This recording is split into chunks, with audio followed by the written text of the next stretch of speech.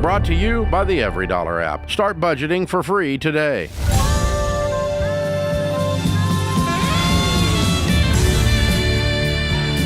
Coming to you live, this is the Ramsey Show. Thrilled that you are with us. We're here to help you win in your life, win with your money, win in your work, and win in your relationships. The phone number to jump in is 888-825-5225. It's your show. We're here to help you. 888-825-5225. I'm Ken Coleman. I'll be steering the ship today, and my co-pilot, co-captain, I guess. The co-captain, if you want to call it a captain, well, we'll do whatever. I'll be starboard. He is George Kamel. I don't think that works, but we're going to go with it. You got your bomber jacket on today? I think it's going to be a hot show, Ken. You think so? I don't want to speak it into existence, but it might be. So let's talk about what we're here to do. We kind of gave him the intro, but you're the money guru, and I'll call myself the work guru. Right? And they often go hand in hand. They do. And those are our specific areas of expertise. But obviously, there's a lot of relationship issues at George around money.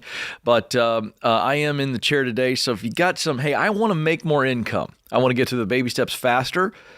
Maybe today's the day you dial us up. And we'll coach you in that area if you're winning with work. As Davis said, your income is your greatest wealth building tool, and I'm the guy to help you make more money in this whole money show. So that is who we are, what we're here to do today.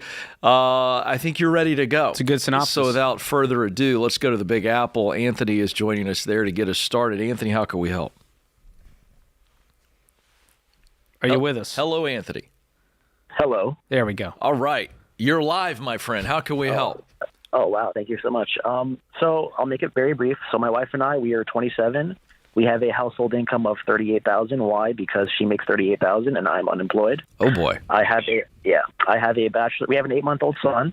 I have a bachelor's in psychology, as does she. I also have a master's in human-computer interaction. But in 2024, it just feels like this job market is impossible. I've been applying for jobs for months, and I've had no luck. I tweak my resume to cater to each job specifically, and still nothing. So my question is, what can I do? Because we do have a lot of student loan debt, close to 6 figures in student loan debt, and we got to take care of that. So, yeah. Okay, so let's talk about the short term, and then we'll answer that direct question. But while you are working to get the job in a specific field, I would be working something, anything, 2 jobs. What would you say are your skills? Well, no, hold on. You're jumping ahead of me, George. I'm just confused by the human-computer thing. Really threw me off. That's UX, UI design. Essentially what that is. I got spooked. Yeah. So what I want you to be doing in this meantime, and I'm about ready to give you some advice on how we go get this job, but you need to be working while you're trying to get a job. Does that make sense? Yes, and I'm trying to do that too. Like, for example, No, you're not. You're not trying. You're telling me you can't go work. You can't work delivery driving. You can't work in a big box store. You can't just go get what we would call an hourly wage job that doesn't require any kind of experience or really honestly any skill. But could you be making $15, $18, $20, $22, $25 an hour? Anthony, you can do that while we're trying to get into our professional field. True or false? Well, yes, but I've been trying to apply for those jobs as well, and they're rejecting me from them as well. Maybe they think I'm overqualified. Well, how could you be overqualified? You don't even have a job. You're straight out of school. I have a master's, and I was a teacher for 3 years, and I was also a store manager at Walgreens for 3 years. Okay, so give me an example of an hourly job that you've tried to get, and they're not giving it to you. Give me a couple examples. I applied for, Domino's as a delivery driver, rejected the same day. I applied for a manager at McDonald's, rejected the same day. I applied for, help at Walmart, rejected within like a couple of days. I have other jobs that I've applied to that'll say under consideration, but no luck. And same thing I've tried doing Uber as well. And there's a new law that passed in New York City where they gave a set wage. And because of this set wage, it's literally impossible to sign into the app. Okay. Like, I can't even log in. Are you, I hate to ask this question, but it feels like I have to. Are you doing something weird or awkward or acting in some way where just a basic hourly job, which requires a pulse, that you're not getting these jobs? What's going on in your mind? Or is this a mystery to you? I mean, I do have autism. Maybe that's part of it. Okay. How does the autism affect you in interacting? I don't feel like it affects me, but maybe others think I'm weird. Have these all been in-person interviews? Because you're saying I submit a resume and they reject me. I mean, I have had in-person interviews before, but they just never go. Like, I've had interviews within the last month or two, and I just never got the job. So, okay. And throughout your history, connections these days. Yeah. Well, I want to dive in on the autism thing. Throughout your work history, because you have been employed before.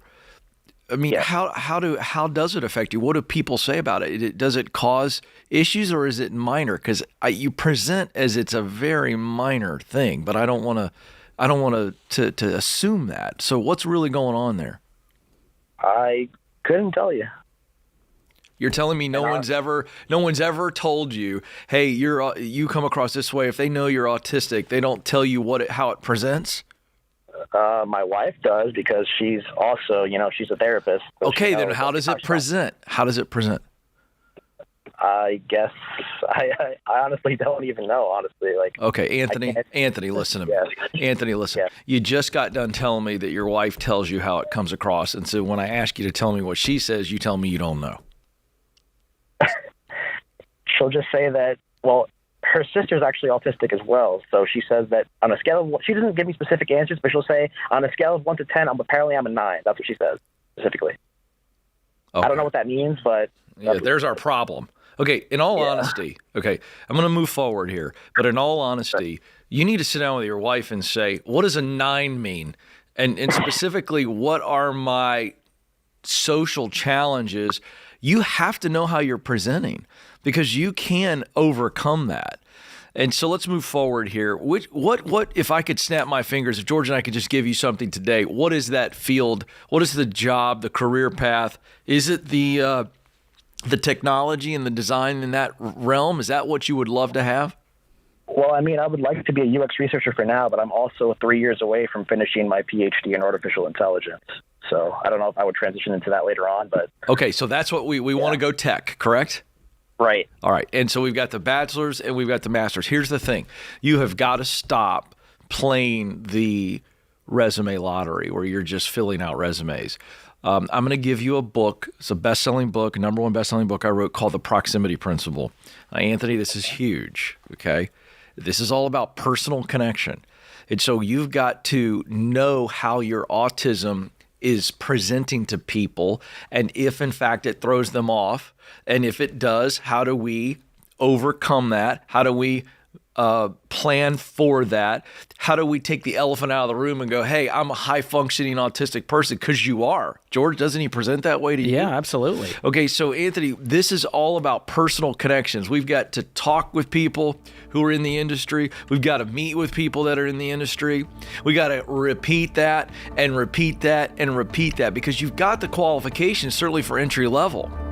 But I'm going to tell you, I think this starts with your wife, who's a therapist, helping you see maybe what challenges that you are having to overcome in all these interviews. Self-awareness is the prescription that I'm writing for you here, Anthony. Hang on the line. We'll get you the proximity principle.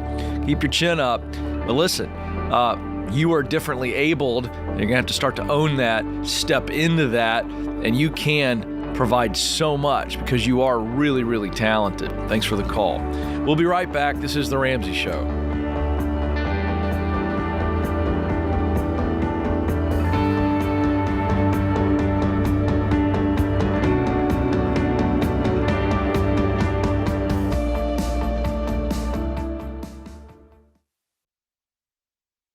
You know, it doesn't take a degree in statistics to realize that this one stinks. 93% of undergraduate private student loans are co-signed. So when you're delinquent and drowning in private student loan debt, mom or dad or Uncle Joe is stuck in that financial stress along with you. But there is a way out. Why Refi? Why Refi offers a custom refinancing option with a fixed rate loan based on your ability to pay. And the average interest rate Why Refi offers is 3.9%, which can significantly reduce your monthly payment and decrease your total cost. Why Refi refinances your defaulted private student loans that other places won't touch. And I trust them to help you get out of debt. So don't be another statistic. In the student loan swamp. Contact YRefi at 844-2RAMSEY or go to yrefi.com/Ramsey. That's 844-2RAMSEY or the letter Y, then REFY.com/Ramsey.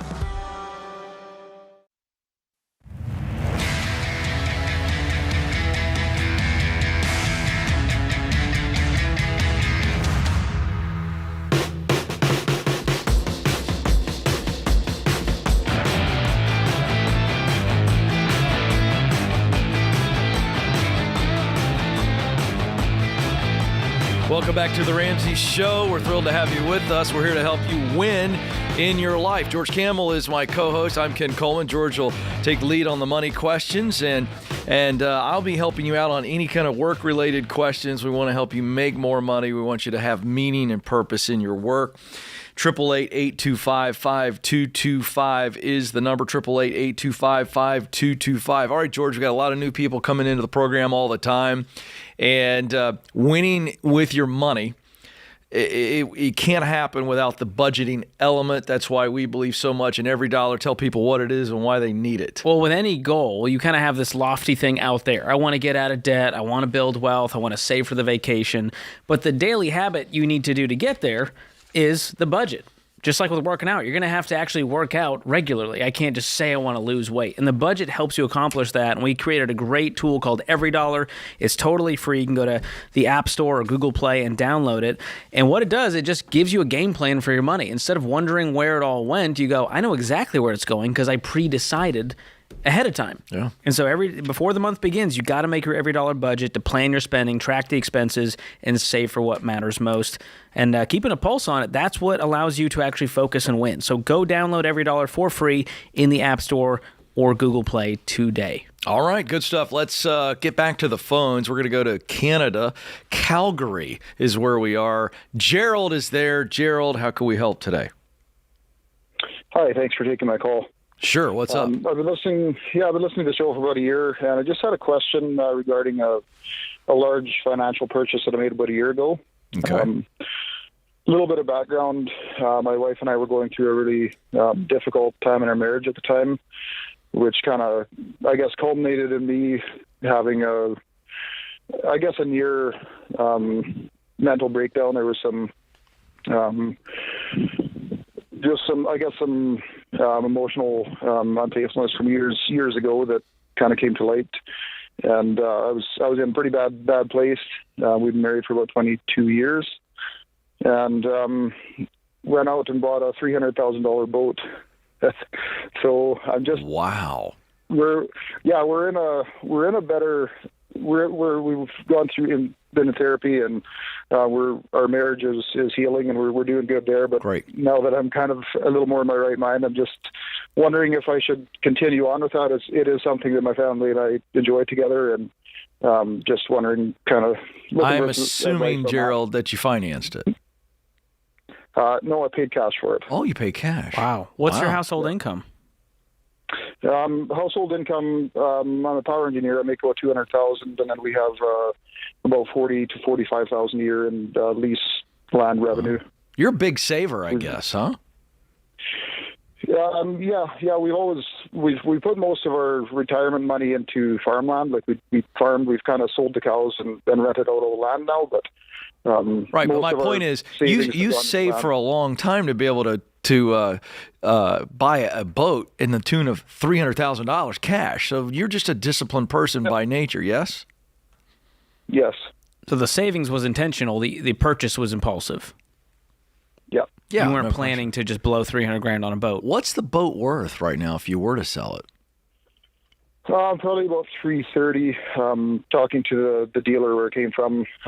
It appreciated? Yeah, I could probably get around $320 to $330. I put about $15 into it. So so you put some improvements in it that allowed it to appreciate. Yeah. Wow. Do you guys have any debt? We don't. No mortgage, nothing? No. So which way were you leaning? You called us for our advice. Which way were you leaning? What are you wrestling with on this? Well, I go back and forth. I guess the biggest thing for me is I feel guilty having a toy worth $300,000.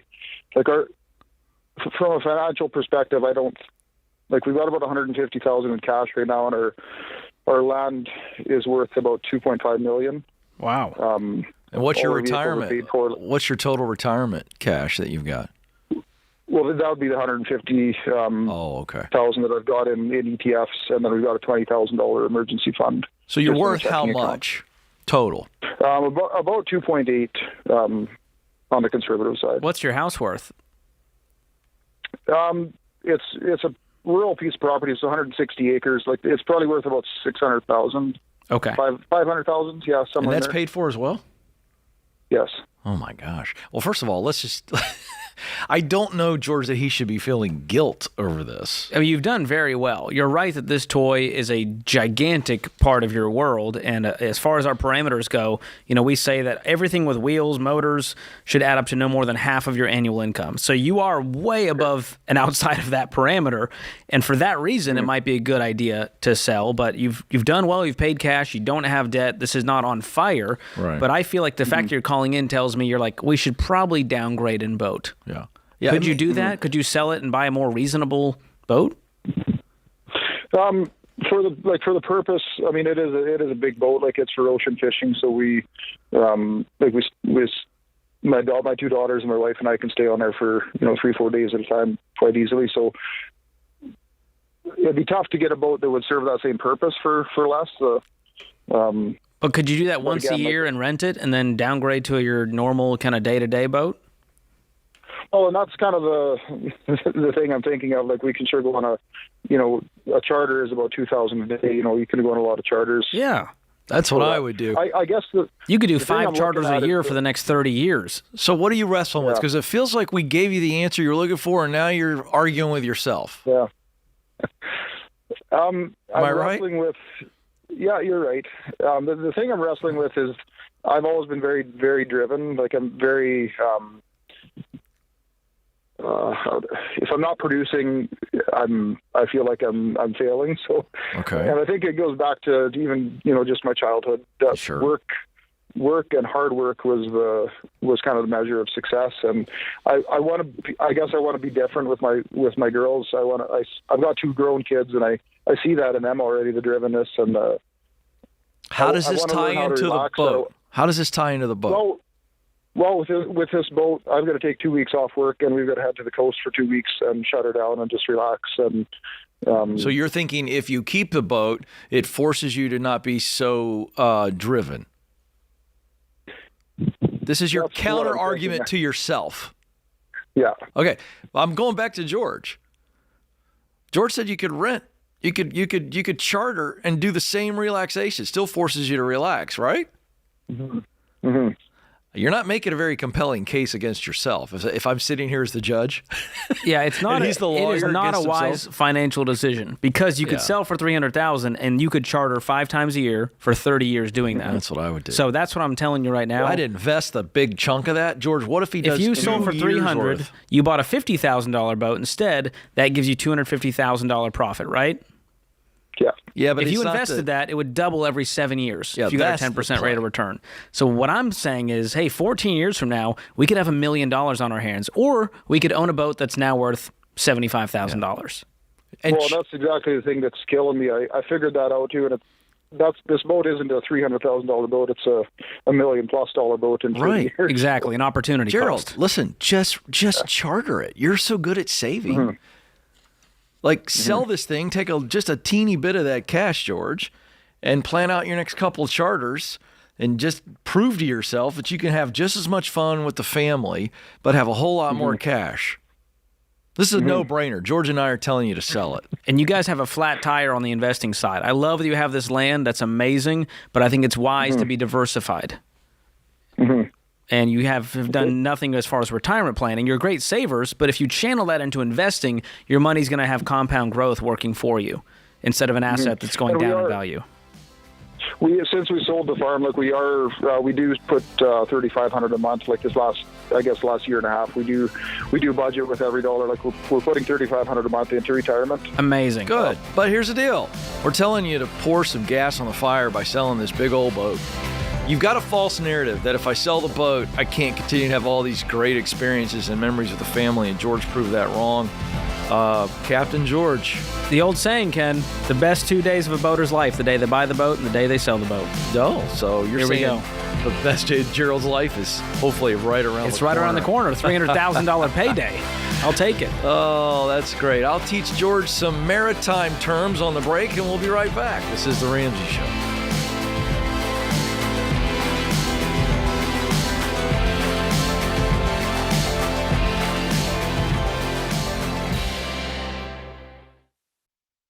So, George, we talk a lot about identity theft, and we take calls from people that do, but yours actually got stolen. Well, don't say it with that much happiness, Dave. It's true. Gosh. I do not recommend it if you can avoid it at all costs. And that's when I was much younger.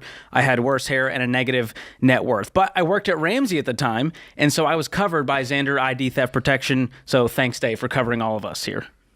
Absolutely. Well, one thing, Xander helps us do that. So it's a great benefit for the team, but it's a great benefit for everybody because Jeff Xander and I have been working together for, 25 years. We've been doing stuff together since before there was an internet.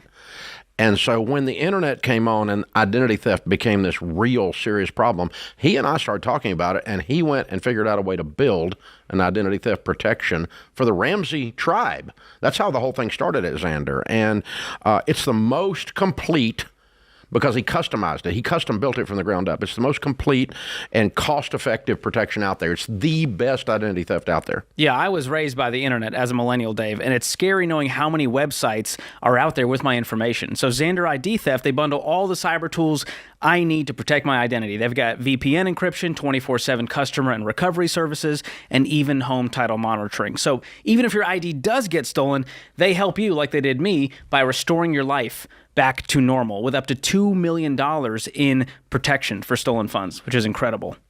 That's a big deal. So, guys, you can't go without ID theft protection in today's world.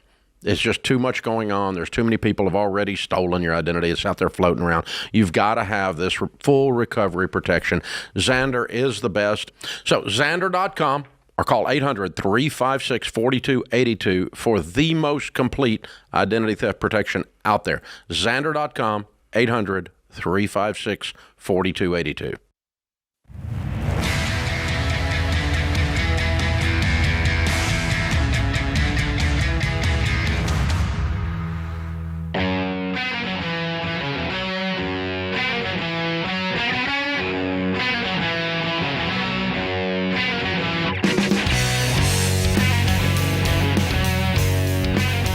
The Ramsey Show continues to help you win with your money, win in your work, and win in your relationships. I'm Ken Coleman. George Kamel joins me, and we're here for you. 888-825-5225 is the phone number, 888-825-5225. I want to point out, George, on this lovely Friday, we have a fantastic group of audience members out in the Visiting out from there in the lobby. Look all at over them. the country. Yeah, the handsome folks out there and smiling and from all around the country. They're waving at us. So I want to point out, we love when people come by and watch the show. People don't know. I run into people in this. They go, "Oh my gosh!" I go, "Well, right down the street. Come see us." Yeah. Franklin, Tennessee, just south of Nashville. We're live 1 to 4 p.m. Central Time. Yeah. Come see the show. And let us know you're coming. Go to RamseySolutions.com and somewhere on there you can tell us you're coming. But by the way, we give you free coffee, Free baked goods, beverages of all You get a mug, sorts. a Ramsey Show mug to commemorate for free. You get a free mug? One per family. You're kidding me.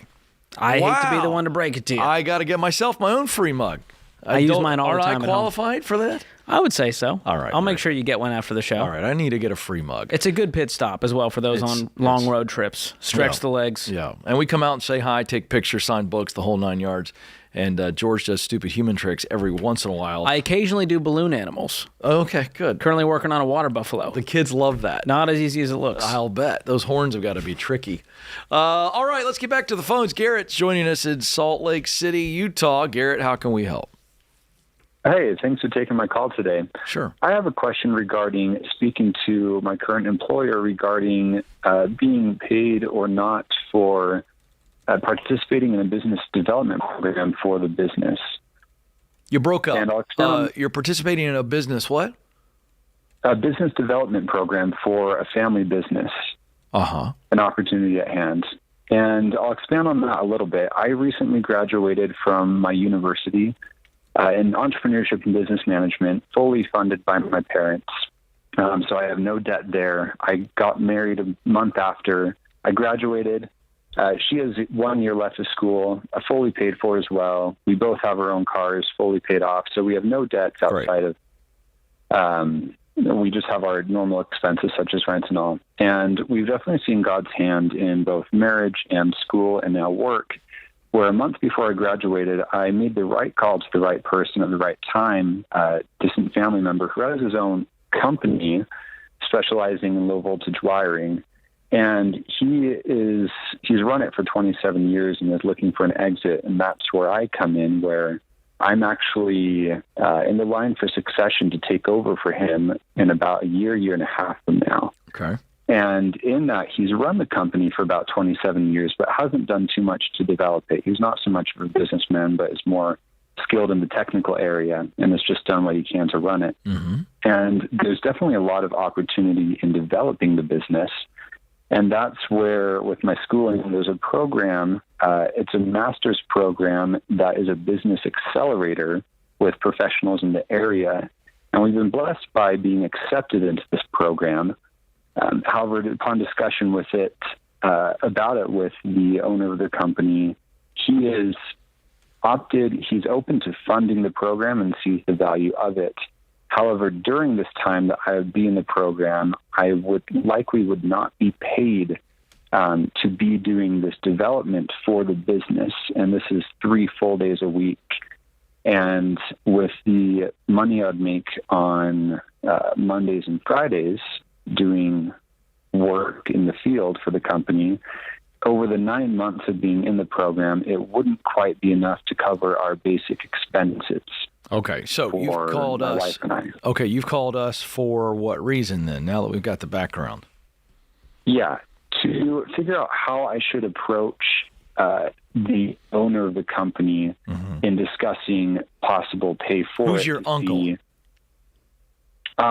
So he's not my uncle. He's a more distant family member. Oh, okay. He's the owner of the company. Yeah, but he's a family member. He's agreed.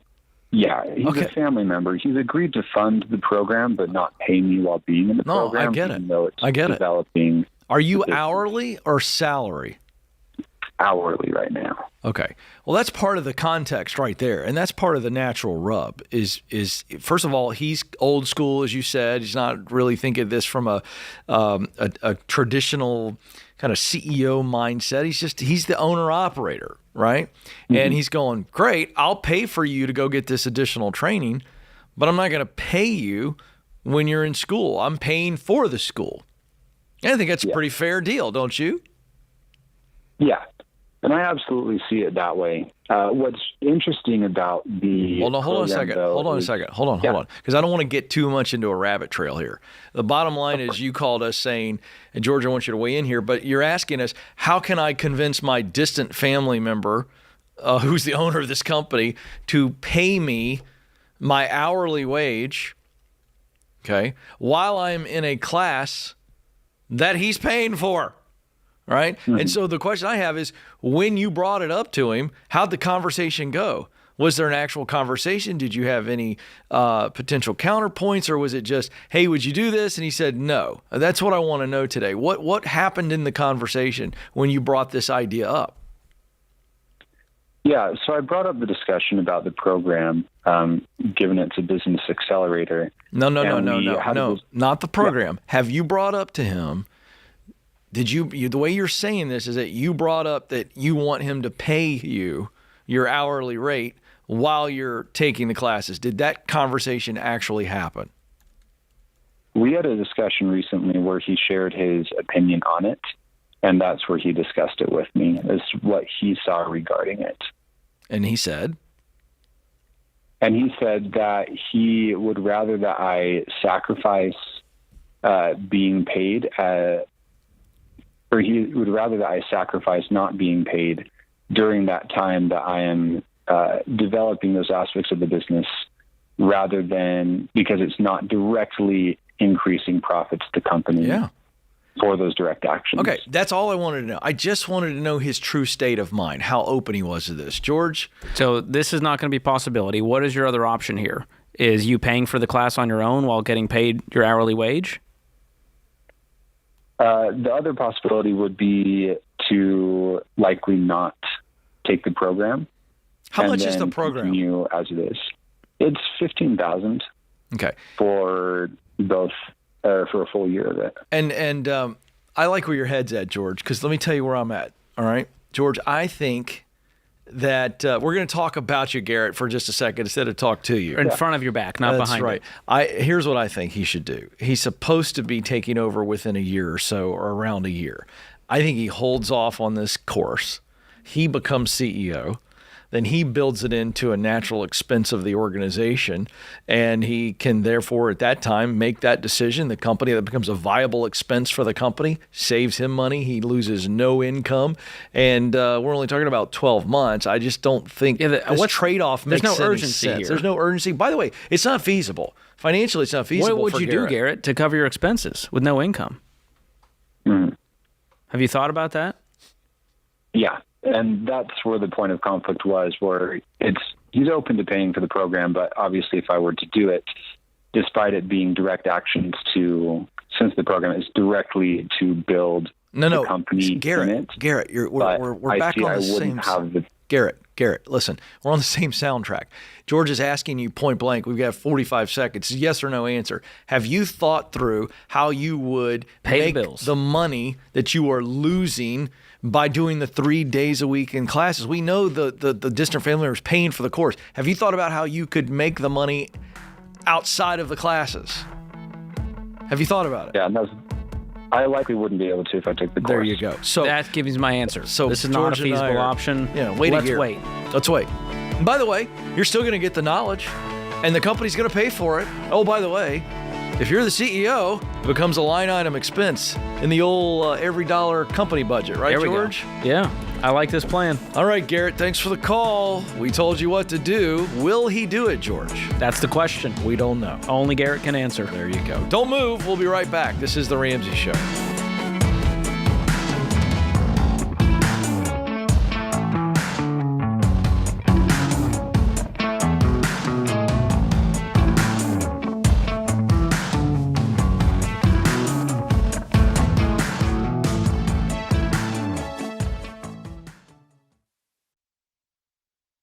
Hey guys, here's a quick math refresher. There are only 24 hours in a day. So you and your team need to streamline time-consuming tasks to focus on the activities that actually make money. Smart businesses are realizing that to reduce headaches as they scale, they need NetSuite by Oracle. NetSuite is the #1 cloud financial system, bringing accounting, financial management, inventory, and HR into one platform. With NetSuite, you reduce IT costs because NetSuite is cloud-based. You cut the cost of maintaining multiple systems because you've got one source of truth. And you improve efficiency by bringing all your major business processes into one platform, slashing manual tasks and errors. So join the 37,000 plus companies, including Ramsey Solutions, that have done the math and are boosting their efficiency with NetSuite. And right now, download NetSuite's popular KPI checklist designed to drive the right behaviors for your business absolutely free at netsuite.com/Ramsey. That's netsuite.com/Ramsey to get your free KPI checklist.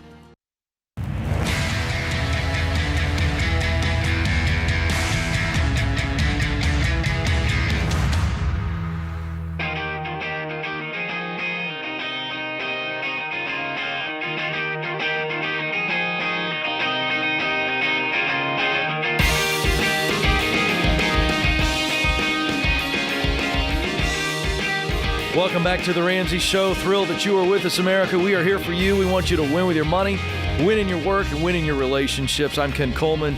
George Kamel joins me. The phone number to jump in is 888-825-5255.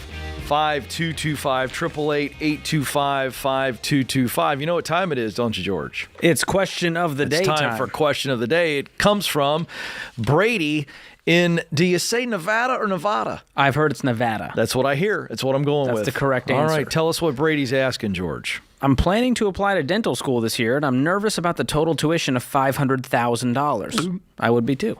My parents said they will pay my way through school, but will likely have to sell some commercial investments to do so.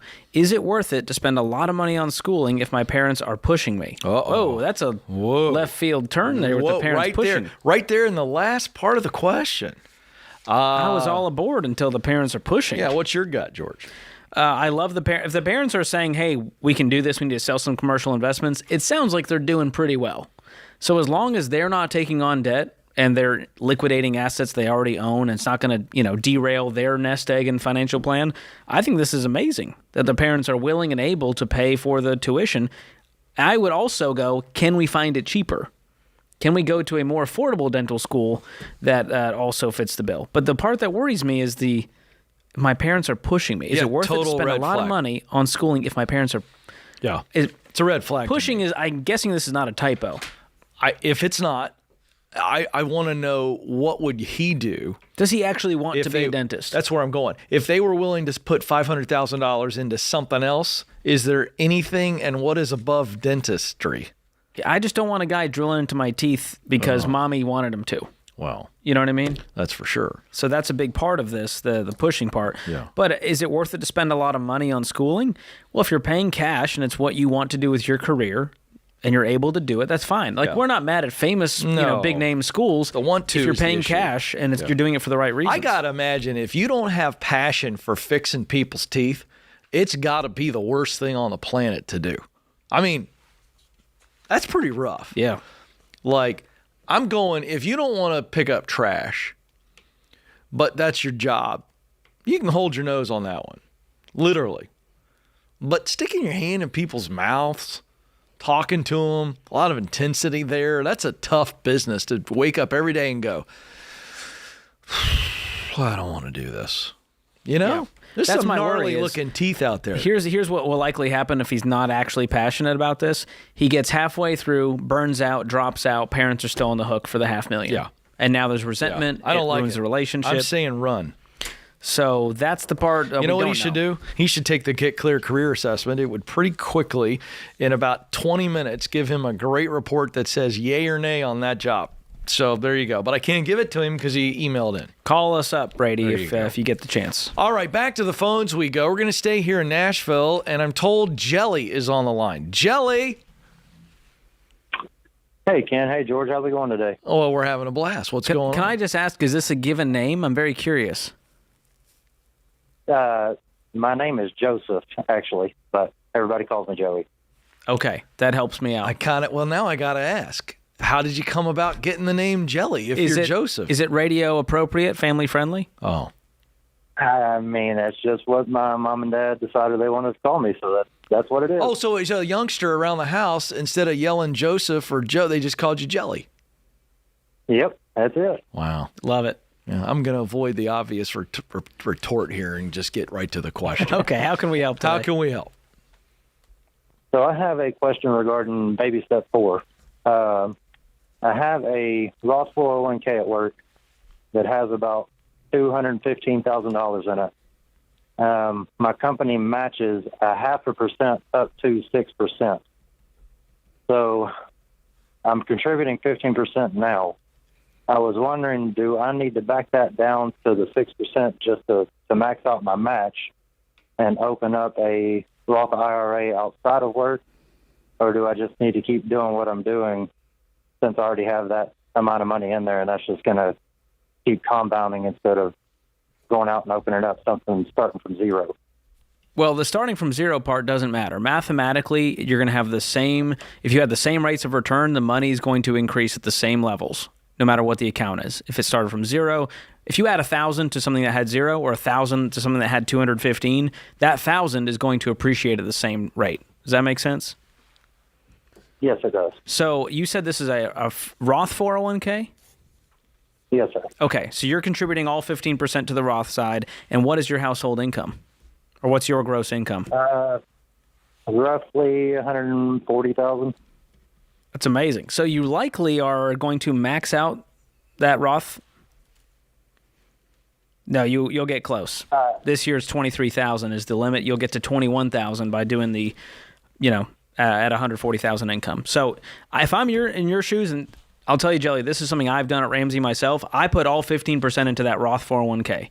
The reason we tell people to invest up to the match and then go to a Roth IRA and then come back is if it's a traditional 401k. And the key you're looking for is tax advantages. So match beats Roth beats traditional. The match is free money. That's 100% rate of return. Take that. Next up, we have all of our Roth options. That would be the Roth IRA. Then we go to traditional. But because you have a Roth option with your 401k, you can just keep it simple and do all 15% there. If you go up, let's say your income goes up and you haven't hit 15% and you've maxed out the 401k, you can look into what's known as a backdoor Roth IRA, which is when you fund a traditional IRA with non-deductible money, and then you convert it to a Roth. And that is a very legal loophole. Yes, sir. Does that help? That helps. We helped at least one person today, There you Ken. go. Well, that's Let your the jam. record show. That's your jam to help the jellies of the world. Gosh, you're good. You see, I couldn't resist it. I've been thinking the entire call, what was I going to say? Couldn't work in peanut butter. What I wanted to ask was your last name Roll? Oh, well played. Jelly Roll, very famous Nashville country artist. By the way, one of the greatest Little Debbie snacks of all time. I believe they were Jelly Rolls. Fantastic. That's just what we poor people packed in our lunch. Wow, that's a throwback. Oh, yeah. A Little Debbie. I believe it's a Little Debbie snack. People can fact check me later. Let's go to Bozeman, Montana. Michael is joining us. Michael, how can we help? Hi, thank you for taking my call. You bet. What's up? I'm new to the Ramsey system, and I've kind of dove in head first. And I appreciate a system that's simple enough that is still idiot-proof after 30 years of the world building better idiots. We're glad to have you aboard. Yeah. So I'm reaching the stage where I'm looking at investing, and I've heard Dave speak before about avoiding bank-related brokerages. Mm-hmm. And based off of what I've heard from like Clark Howard and other figures, it seems like good advice in the long term. But there is not a Smart Investor Pro within 150 miles of me, because there's like two in the state of Montana. So my question is it okay to stay with U.S. Bank for the brokerage simply because I really appreciate having somewhere I can literally walk into an office and have that face-to-face, because I grew up in a town where That's an interesting question. Bank. That's a good question. George, what do you think? Yeah, there's nothing wrong with that. Here's the thing. When you look into the big three, Vanguard, Fidelity, Schwab, what you'll find is they're going to have lower fees than probably a bank brokerage does. And the other thing about bank brokerages, they're going to try to sell you all kinds of debt products. That's how they're going to be making their money. And so that's the one thing to watch out for. Watch out for expense ratios. Watch out for the products they're trying to put you into, especially when it comes to insurance products.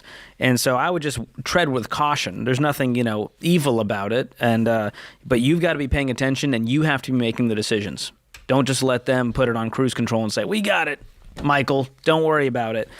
So if you look into all of that and everything checks out, they're putting you in, Ramsey approved investments and assets, and the expense ratios are low. They're not trying to mess with you and market crappy products to you, then go for it. Quick follow-up on that, George, on his behalf and for others. This is the first time I've ever heard that particular question where, there aren't a bunch of Smart Investor pros in a close in a rural vicinity.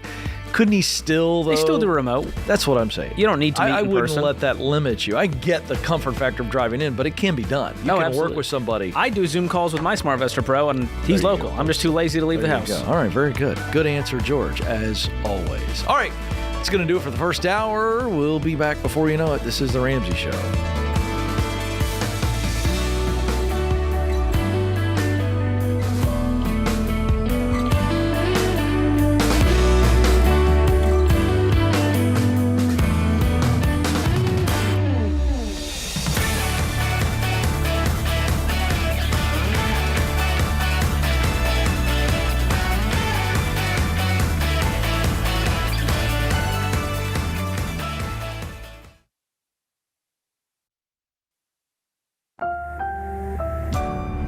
brought to you by the EveryDollar app. Start budgeting for free today.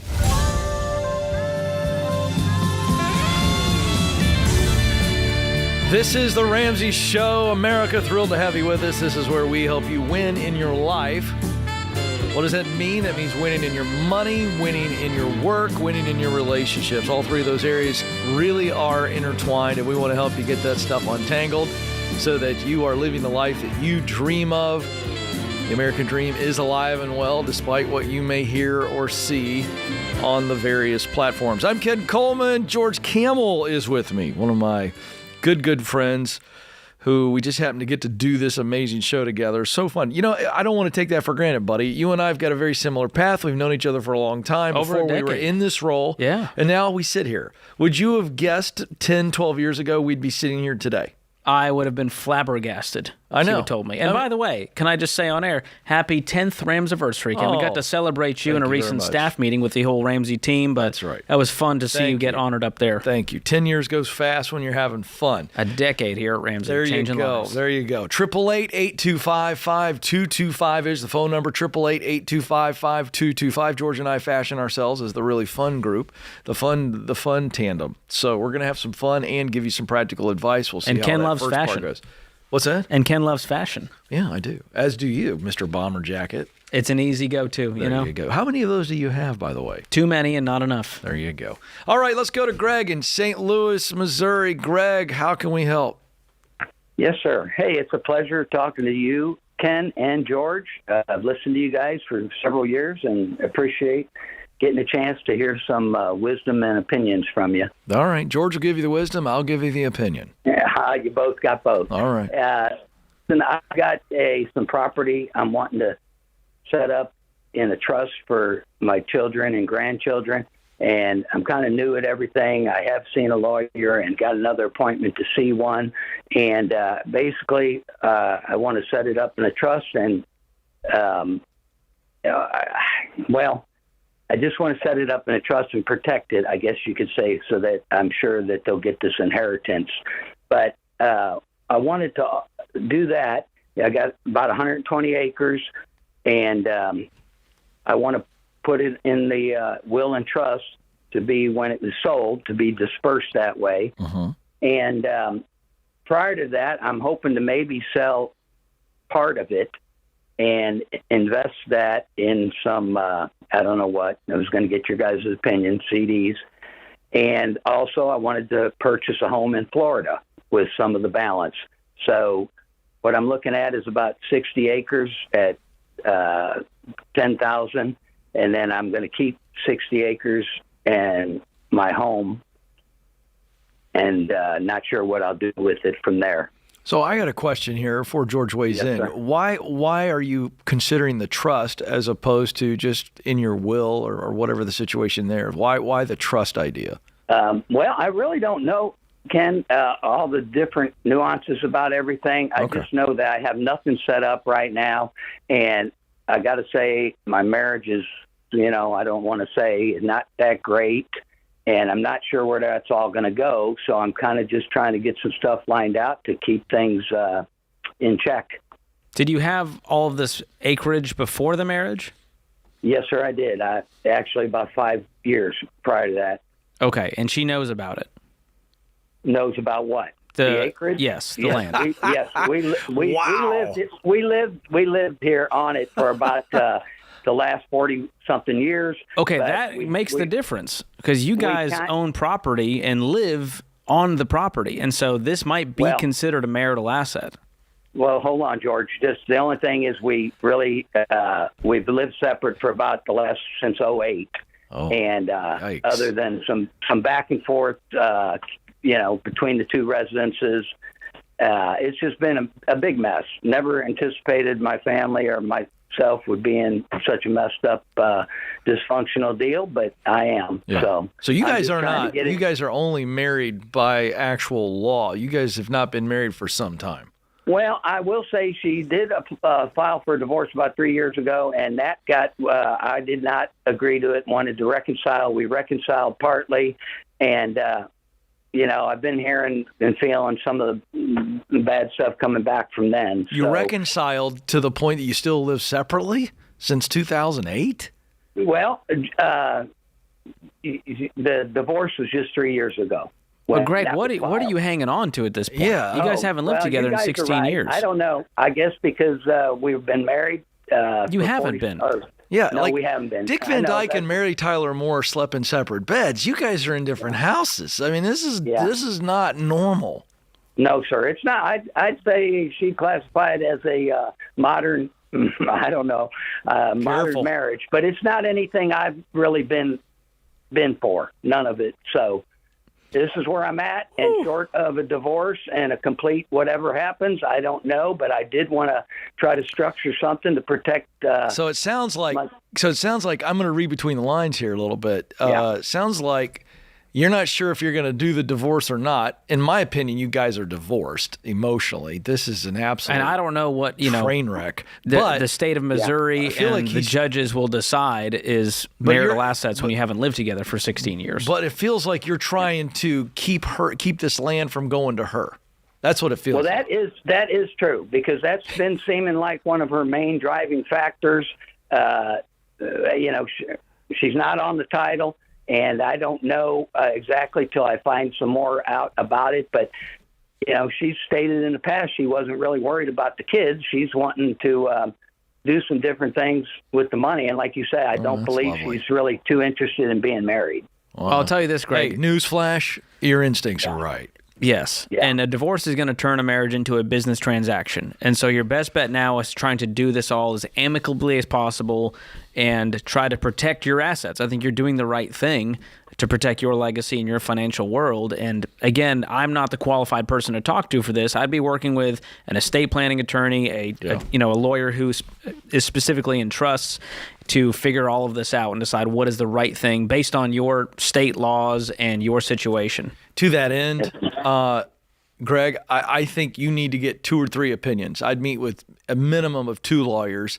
I think 3 feels better because this is you're going to get some differing opinions. You want to come away from the 3 meetings with where all 3 lawyers on the same page. That's where you get the knowledge base to go, what is it that I want to do? You don't want them telling you what to do. George, you agree with that? Absolutely. I think that's at just a bare minimum. Let's get 3, maybe 4 opinions on what your options are. You need to assemble a team at this point, Greg. You need a financial advisor, and you can get connected with a SmartVestor Pro at RamseySolutions.com. You need a good estate attorney. You need a good trust lawyer, and probably a good insurance broker as well. And that's going to help you navigate whatever's next. But I'm begging you, just take the next step. You're living in limbo for decades. Yes, sir. With a pseudo relationship. Kind of acknowledge that, even though. I don't know. We've got 5 kids. It's just a big messed up deal for sure. I don't know what to conclude out of it. I'm 66, so it's not like I'm really looking forward to any of it, but I guess I need to. Well, you got to move on to the next chapter. You got a lot of life to live, Greg, and this ain't it. Been slogging through the mud for a long time because we don't want to deal with the inevitable. So now's the time. You're not getting any younger. Make a clear decision about what we're going to do going forward and live with it. Thanks for the calls. Feel so bad for you, but there's some clarity on the other side of all this. This is The Ramsey Show.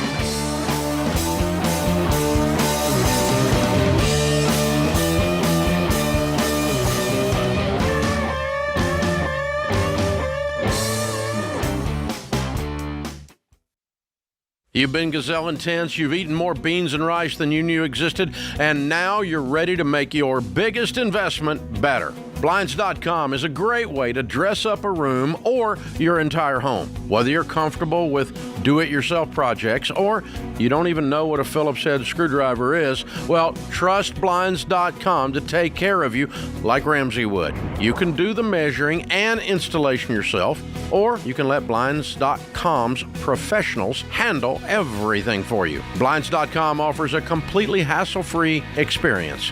Count on them to deliver stylish window window treatments from premium brands without the premium markup. You'll never have to deal with pushy salespeople in your home just to get a quote. But you can count on free shipping, free samples, and a 100% satisfaction guarantee so that you can rest easy. That's why we've recommended Blinds.com for over 10 years. Get 40% off site-wide for a limited time at Blinds.com. That's Blinds.com. Rules and restrictions may apply.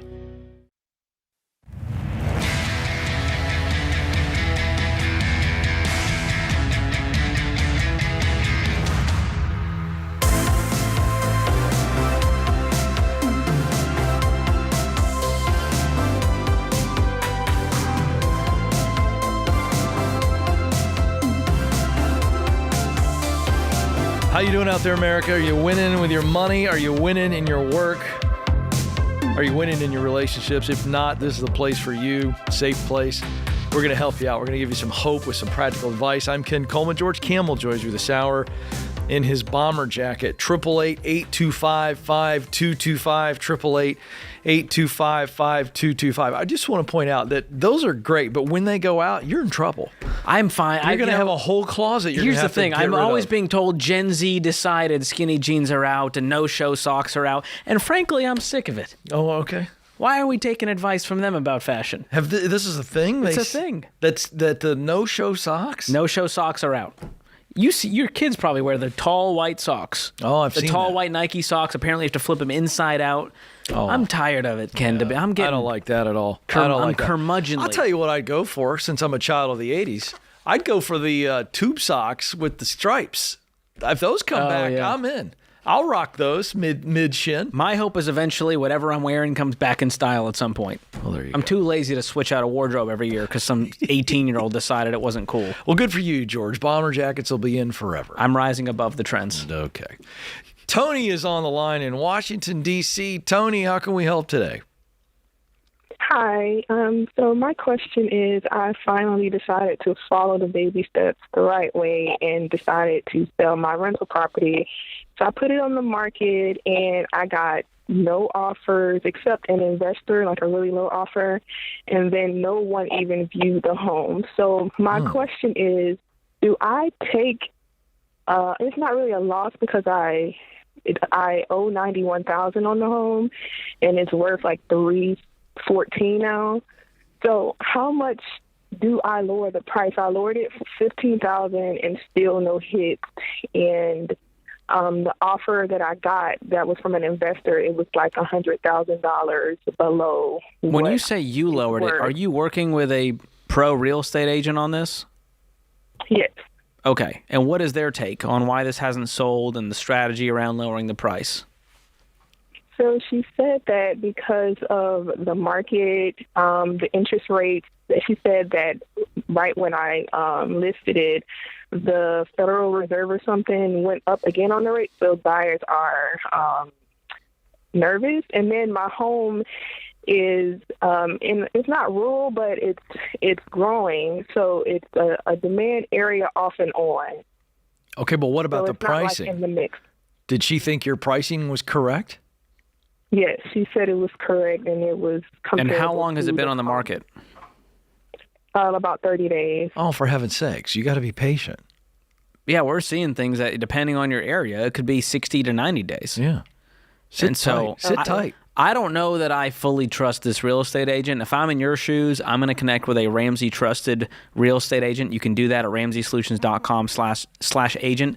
And I would get a second opinion and see what they think about all of this and go, hey, here's how we staged it. Here's how we listed it. Here was the strategy. What do you think? Yeah. And part of it, they may look at it and go, yeah, you got to be patient. The days on market for your zip code is XYZ. And so, but I wouldn't just sit on this and keep lowering the price. Okay. Yeah. So at any point, so if without any views, without any offers, at what point do you, like how much of it's not a loss because of how much equity I have, but should I lower it to get rid of it to pay my debt or? No, we just told you. You listen, sit tight on this. I wouldn't even start wringing my hands about price if you do what George says. And I think you need to go to RamseySolutions.com/agent. And I think you need to interview 2 or 3 and see what they would do if it were their listing. Okay? They're trying And these to are win gonna be your local. business. I don't have the cash flow to continue to have it sit for long periods of time. So you've got some desperation. Because you're burning through, you're paying the mortgage, the property taxes, the homeowner's insurance. Did you have this rented at some point? Yes, it's been rented for about 7 years. And what happened? How long has it been vacant? About 2 months now. How long can you float this thing? I can do about 1 more month because I paid the mortgage for about 3 now. All right. And did you say you dropped the price already on it? Yes. You dropped it $15,000? I dropped it by $15,000. Yes. Yeah, here's the challenge, Tony. George, I don't know what you think, and we're not the actual real estate pros, but we got them. But Tony, your first response to us going to talk to our pros, well, I can't sit on this very long. Go talk to some pros that we're telling you to talk to and see if you tell them I am extremely motivated and you tell them why, they understand. And they're going to give you the best strategy. So you still need to go talk to them. And that's not going to take you very long. Okay. We're not talking like burning sunlight on that deal. But back to this again, I don't know if these pros are going to agree with me on this, but my gut says that lowering the price by 15 more doesn't necessarily move the timeline up when you've got the situation we have in America today. People are just taking longer. Yeah, you need more info about why this property is undesirable and why it's been sitting, and if this is normal in your area and what can be done to remedy this. Is a curb appeal? Do we need to make a renovation? Do we need to take it off the market for a while? I don't know, but we need more info. All right, George, I want to get George's opinion, Tony, on something else. George, I'm going to go back into the call. All right. So, Tony, you said that you had an investor offer you a low offer. What is the listing price as it sits today? It's $300,000 right now. And this investor offered you $200,000 for it. I don't remember, but I know it was like $85,000 less than what I originally. Okay. How long ago was that? About 3 weeks ago. Did you counter? No. Okay, George. If she gets desperate, I want to know what you think here. And I know you don't know what the real estate pros are going to say, but I'm bringing this to you. If she's in tough situation and she does have equity, I wonder if she doesn't go back. I'm asking you on her behalf. Does she go back to that investor and go, okay, you offered me this 85 less. I'll tell you what, I'll do a deal if you come up to this. And maybe she. Yeah, my guess is they offer probably around 230 then. And maybe you say, hey, I would do it. My lowest I'll go is 270. Something like that, and work with your agent on this. Don't do this all solo, and come up with a strategy to where you still win. You're not leaving at a huge loss, and you do need to have some patience. So you like that? I would at least I would at least negotiate with the investor. Yeah, my guess is they go, no thanks. I'm trying to get a crazy bargain, basement bargain deal here, and that's okay. But you never know unless you try. But she's got to know her limit. You got to know the limit. What do you think is her limit? Knowing her debt. What do you think, if you were her, that's what I'm trying to do is give her, because I don't want her to be desperate. What did you pay for it? I paid $125 in 2014. Okay. So this is appreciated. You've done well. You're not really losing here. You're not really selling at a loss. You've already gained, equity. The house is appreciated. That's what I'm wondering. What's your bottom dollar if you're here? Oh boy, if I'm her, she listed at $314. That's the going rate. I probably wouldn't personally take less than $290. Okay. But she's struggling. She's going to have to go make some more money. She's going to have to do. Or you get a new renter in there for another 6-month lease. There you go. And see what the market does. You with us, Tony, on this? I mean, these are your options. Here's the deal, though. I know you're feeling the pressure, and the reason I brought George into these what ifs is I think it helps to have all of these options on the table so that you realize you're not without option. When the moment you start feeling like you're in a corner is when you do something dumb. And that's where the agent, if you get with one of these Ramsey Trusted Pros, they're going to be pulling comps in the area. They're going to be pulling all the data, because I like to make a data-driven decision, not just emotion, not because I'm sick of it, because it's been sitting. I want to know all the facts, and that's what I'm asking you to go do. Yeah. Thanks for the call, Tony. Yeah, George, again, so here's the crux of this situation is she's in so much debt. and the cash flow in the situation. And this is what we see happen all the time. You give advice on this all the time. People think, oh, I'm going to get into real They estate. get starry-eyed over some, roided up Limp Bizkit-looking dude on Instagram who told them everyone should buy real estate. Yeah. And then we're in a bind, and we're losing money on these deals. We're stressed out. It's not the rosy picture that was painted for us on social, and that's why we teach the baby steps. Yeah. Go slow, pay cash for investment property. I don't care if it takes you 5 or 10 years instead of 1. Yeah. It's the right way. Right. Because this is a great point, George. She actually has an equity and still stressed out of her mind. Can't get rid of it fast enough. Not worth the stress. Oh, my goodness. All right, folks. We're going to get the lint roller out on George's bomber jacket and get ready for the next segment. You don't want to miss it. Callers are still lined up. 888-825-5225. This is The Ramsey Show.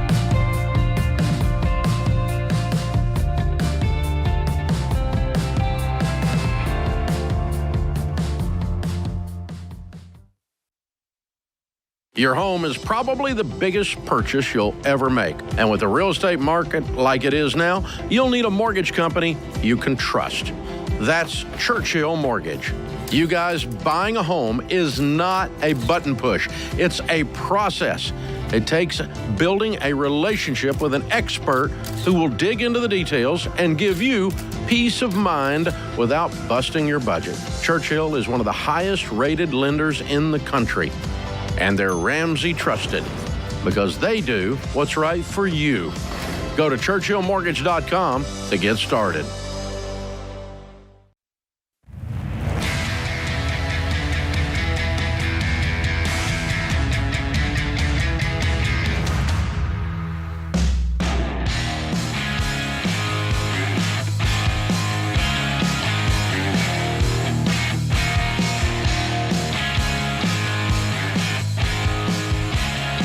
Welcome back to The Ramsey Show, where we help people win in their life, win with their money, win in their work, and win with their relationships. I'm Ken Coleman. George Kamel joins me.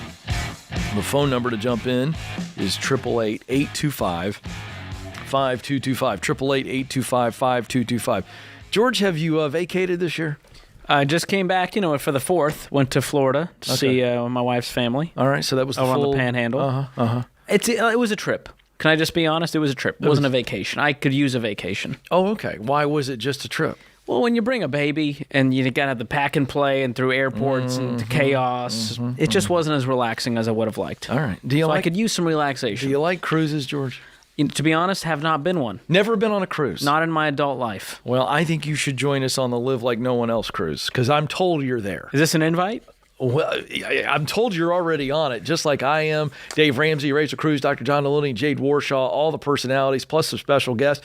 It's back. It was a thing, and then COVID hit. And Poor we had timing. to cancel it. Poor timing to launch the first ever Ramsey cruise. First ever Ramsey right cruise. Before a pandemic and so hit. now it's back March 22 through 29 of 2025. RamseySolutions.com/cruise for all the details. But George, it's you know what? Listen, I'm not a big cruise guy.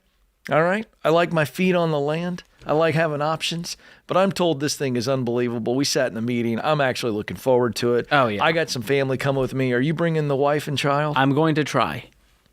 I don't want to leave my wife on babysitting duty while I'm enjoying the cruise. Well, you're playing shuffleboard with me. Exactly. Yeah. So we got to figure the logistics out, but I am actually super pumped about this. Tell people about the locations, because I'm going to tell you something. When you get down to the Caribbean, by the way, I was just in Barbados, and I asked I asked the locals, James, do you say Caribbean or Caribbean? And the locals say Caribbean, so therefore that's where I'm going. That's all that matters. You can say whatever you want, tomato, tomato. I'm going Caribbean, not Caribbean. But tell people about these destinations. We're going to Turks and Caicos, St. Thomas, my Puerto pinky goes up Rico, the immediately. Bahamas. Yeah. Incredible stops. There's going to be fun excursions. Of course, plenty of entertainment on the cruise ship. On top of all the personalities bringing content. We're going to be speaking. Special guests. We've got Manit Chauhan from, Food Network, and we have musicians. Stephen Curtis Chapman's going to join us. Saddle up your horses on the cruise ship. We I got don't know how that's gonna magicians, work. songwriters, Right. It's going to be a good time. And let me fun. tell you who this is for. This is for those who have followed the baby steps, they've become debt-free, and they're looking for a way to celebrate with other Ramsey fans and the Ramsey team. So it's the ultimate debt-free celebration. I think we're going to bust through the world record for largest debt-free scream, which will be a good time. Oh, that's right. So quick review. What are the dates? March 22 through 29, 2025. We don't have a ton of spots left. It's already moving towards a quick sellout.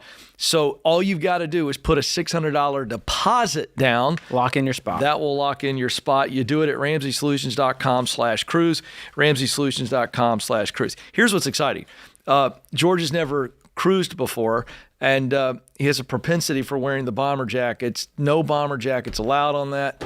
And but I'm picking out some really tasteful, preppy, some matching trunks, boat attire. Yeah. Oh, I see. You see what I mean? Yeah. I got to get a base tan I'm first. getting you some Sperry's, getting you the right kind of shirts, collar up maybe. I feel like you can pull that off. All right. I'll let Ken get the wardrobe, but if you guys have to join us to see it for yourself. Yeah, it's going to be great fun. All right, to the phones we go. 888-825-5225. Spencer joins us now in Raleigh, North Carolina. Spencer, how can we help? Hey, guys. Thanks so much for taking my call. I appreciate it. Sure. What's going on?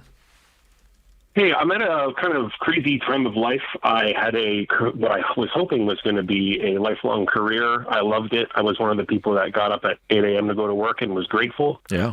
My wife would have to pry me away from the computer, and was included in a pretty sizable company layoff in March of this year. And we're pretty responsible with our money, but it's taken a whole lot longer to find another job than either of us thought it would. Yeah.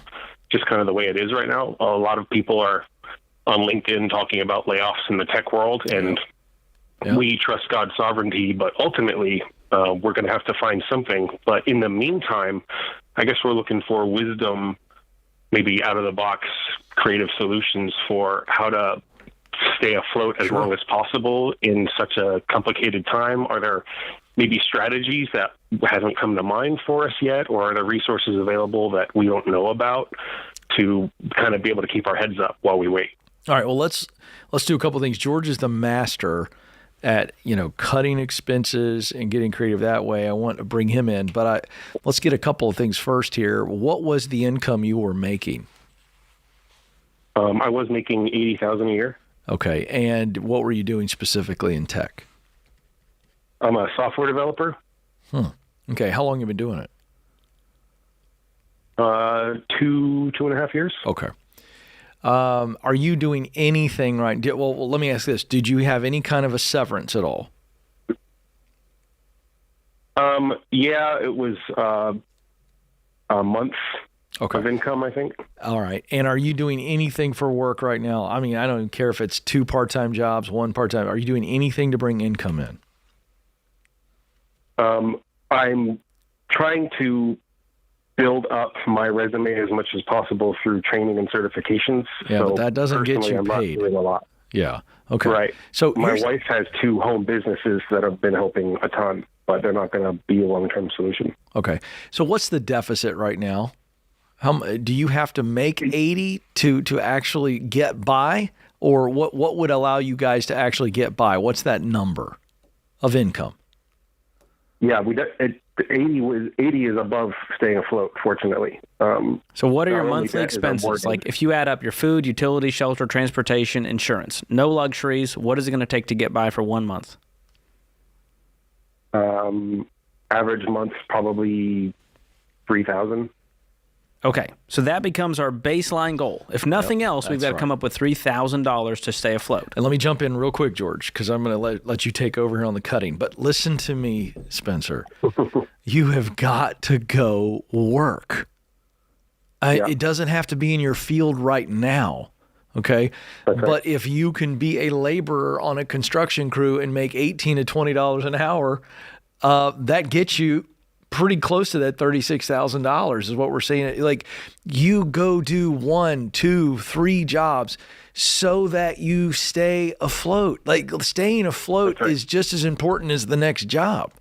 And I understand the tech field is contracting a little bit, but the good news is you're an experienced programmer. And I'm going to give you the proximity principle. It's a best-selling book. I want you to read it. If you prefer the audiobook, we'll get that to you. Christian will get it to you when we're done.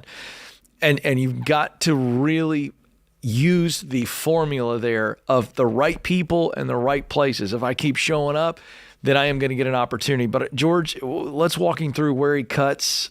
Let's get really extreme here. Yeah, is $3,000, is that everything you absolutely need, or is there some things like eating out that we could cut?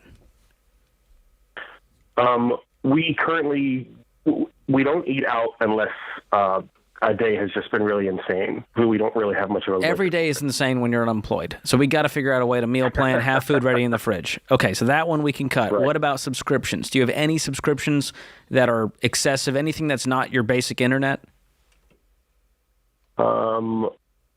The $120 a year for Amazon Prime, I think, is the only quote subscription we have. That one can go right now because we don't have money to be spending and buying stuff on Amazon. So that can free up a little bit right there. And so you start to add these up. It may not sound like a lot at first. And here's another example, reshopping insurance. Have you reshopped your insurance in a while for home and auto? I have not. I would jump on to RamseySolutions.com/checkup. You can take that quiz. We'll connect you with some Ramsey trusted insurance pros. And a friend of mine just did this, saved $80 a month with better coverage than they had. So that's something right there. You got to get creative, find out ways to make more and spend less. That's going to get you by. Yeah. It's tough, but I mean, work is the number one thing we got to focus on here. Not we get this call a lot, George, and it's just you got to go make some money. You don't just hustle in putting your resume out. You got to hustle to bring some money in. I get the lawnmower out and just go down the neighborhood, knock on a door, and say, $20, I got your lawn. All right, coming up next, George, the very popular I Gotta Tell You segment, where I usually fume, and I get a little frustrated at some money stuff. Well, today, I'm fired up in a positive way. Oh, there's a way to fight inflation. I'll share it next in the I Gotta Tell You segment. This is The Ramsey Show.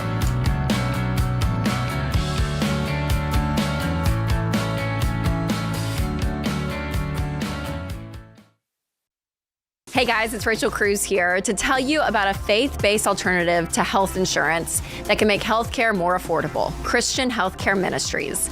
CHM allows members to share each other's healthcare costs, and it's as easy as 1, 2, 3. Step 1, choose the healthcare provider you want. Step 2, submit your eligible bills.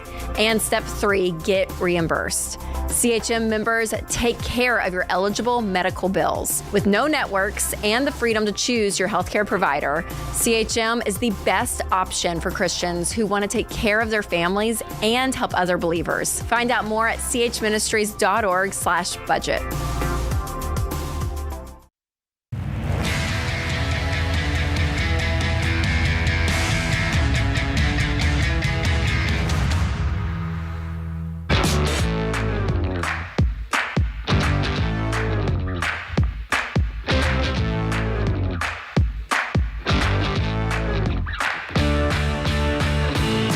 Welcome back, America. You have joined the conversation about you, specifically your life, your money, your work, your relationships, here on The Ramsey Show. I'm Ken Coleman. George Kamel joins me, and we're here for you this hour. 888-825-5225.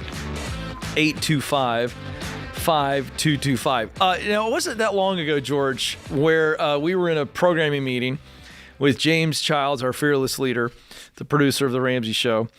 And we were talking about fun ways to talk about money stuff. And, we came up with this idea, this segment, where I get a little irritated about things. Because I get irritated about things. I know that doesn't surprise you. You're largely always irritated by something. Yeah. To be fair. And so, we decided to go with it because this is something where George and I, we actually sit next to each other at Ramsey Solutions, a little context for how this was born. Our little cubicle desks. A little cube desk. And so we sit there, and sometimes I look at George and I go, I got to tell you. And in my head, I know what's about to come out of Ken's mouth is going to be entertaining. Yeah, so we've done a couple I Gotta Tell You segments. You can search it up on the YouTube page where I get a little irritated at things about money and things that are going on. And, I got irritated about the no haggle. That was very popular. You said we had to bring back the haggle. We need to bring back the haggle, and then we talked about tips and all kinds of things. But today, George, I got to tell you. What's got your knickers in a twist, Ken? Well, I'm not mad today. Oh, this is a good. This is a good. I got to tell you. All right. Because look, I'm paying attention to inflation too, and I got 3 teenagers. You know my kids well. 2 of them are boys. They're strapping young men. Very. And they eat a lot. And I'm in that stage. You got the little daughter. She's just eating goldfish and things like that. We're talking packs and packs of bacon. And so we go to Costco a lot. I know it's one of your favorite places on the planet. I love to buy in bulk. By the way, this is no endorsement or advertising for Costco. This is real life, I got to tell you. We have no affiliation. Can I say I love all wholesale clubs equally? So do I. So recently, George, I was with Stacy on a Saturday afternoon, and we were stocking back up. And when I say stocking up, I mean stocking. Full cart, full hearts. Oh, yeah. Can lose. Yeah. So we're there in the line, and you know the traditional Costco layout. You're there in the register line and you're checking everything out. And I really usually am just the guy I'm the pack mule. Stacy loads the cart up. I got to push it out. And that's what I'm doing. I'm not paying attention. I'm usually on my phone. For whatever reason, this particular Saturday, I noticed a very long line of people that were impeding my progress out. So I started to get irritated. As one does. And then I see why is everybody in line? They're getting food. Now, I know the food's there, but I've never paid attention to it. So today I want to do a demo, and I want to bring in our lovely associate producer, Kelly. She has been going above and beyond the call of duty for us today. Look at her bringing in the samples. George, I want to prove that in today's inflation, the Vanna White of wholesale food courts. She really That's is. what they've called her. We've got ourselves a Costco hot dog. This is an actual dog from Costco. She drove down the road and got one. So nice of her. And a slice of pizza. I can smell it. Now, here's the deal. I got my facts here. I'm looking at this, and I'm looking at these line of people, and I'm going, why is everybody in a line for a hot dog? And I'll tell you why. Because, you ready for this? We did our research. Kelly helped me out. This famous hot dog and soda combo, since 1985, you can get this quarter-pound hot dog that I'm holding in my hands. With a 20-ounce drink. With a drink for just $1.50, George. That's incredible. That's the inflation buster. Yeah. And so Costco has decided this is a lifetime commitment to keep the hot dog at $1.50. And you know how many hot dogs they've sold, George? What would you take a guess? Millions. Somewhere in there. 200 million hot dogs. That's a lot of millions. And we're looking at 201. 200 million and one right here. Well, what's extra fun is that this food is a loss leader, meaning Costco, the rotisserie chicken in the back of the store for $5. They're losing money on this stuff, but they are gaining it because Ken had to walk into Costco and spend $300 to exit with a $1.50 hot dog. I'm going to tell you something. I've never had a Costco hot dog. For real? No, but I have had the pizza. It's a rite of passage. Get a whole pizza, slice of pizza. It's unbelievable. It's an inflation And a slice buster. of pizza we have here today is at $1.99. So it's only a 49-cent markup off of the hot dog. So here's my I got to tell you. My I got to tell you is Costco, they're doing the right thing. They're not marking up this cheap food. They're trying to make it accessible to people. And by the way, this is a trend. Are you aware of this? What trend? Oh, not marking up prices. We're beginning to see some companies kind of go, you know what, we're going to hold the line. And we're not going to just raise prices like everybody else. I saw the viral video. Are you talking about Arizona iced tea? I'm talking about Tell everybody. You've seen this. So I drank these as a kid, as a young skateboarder. We'd go into the 7-Eleven, the gas station. We had no money. And we would buy the 20-ounce can of Arizona iced tea. And Ken's now trying the Costco pizza, pepperoni. What do you think? You keep talking. Okay.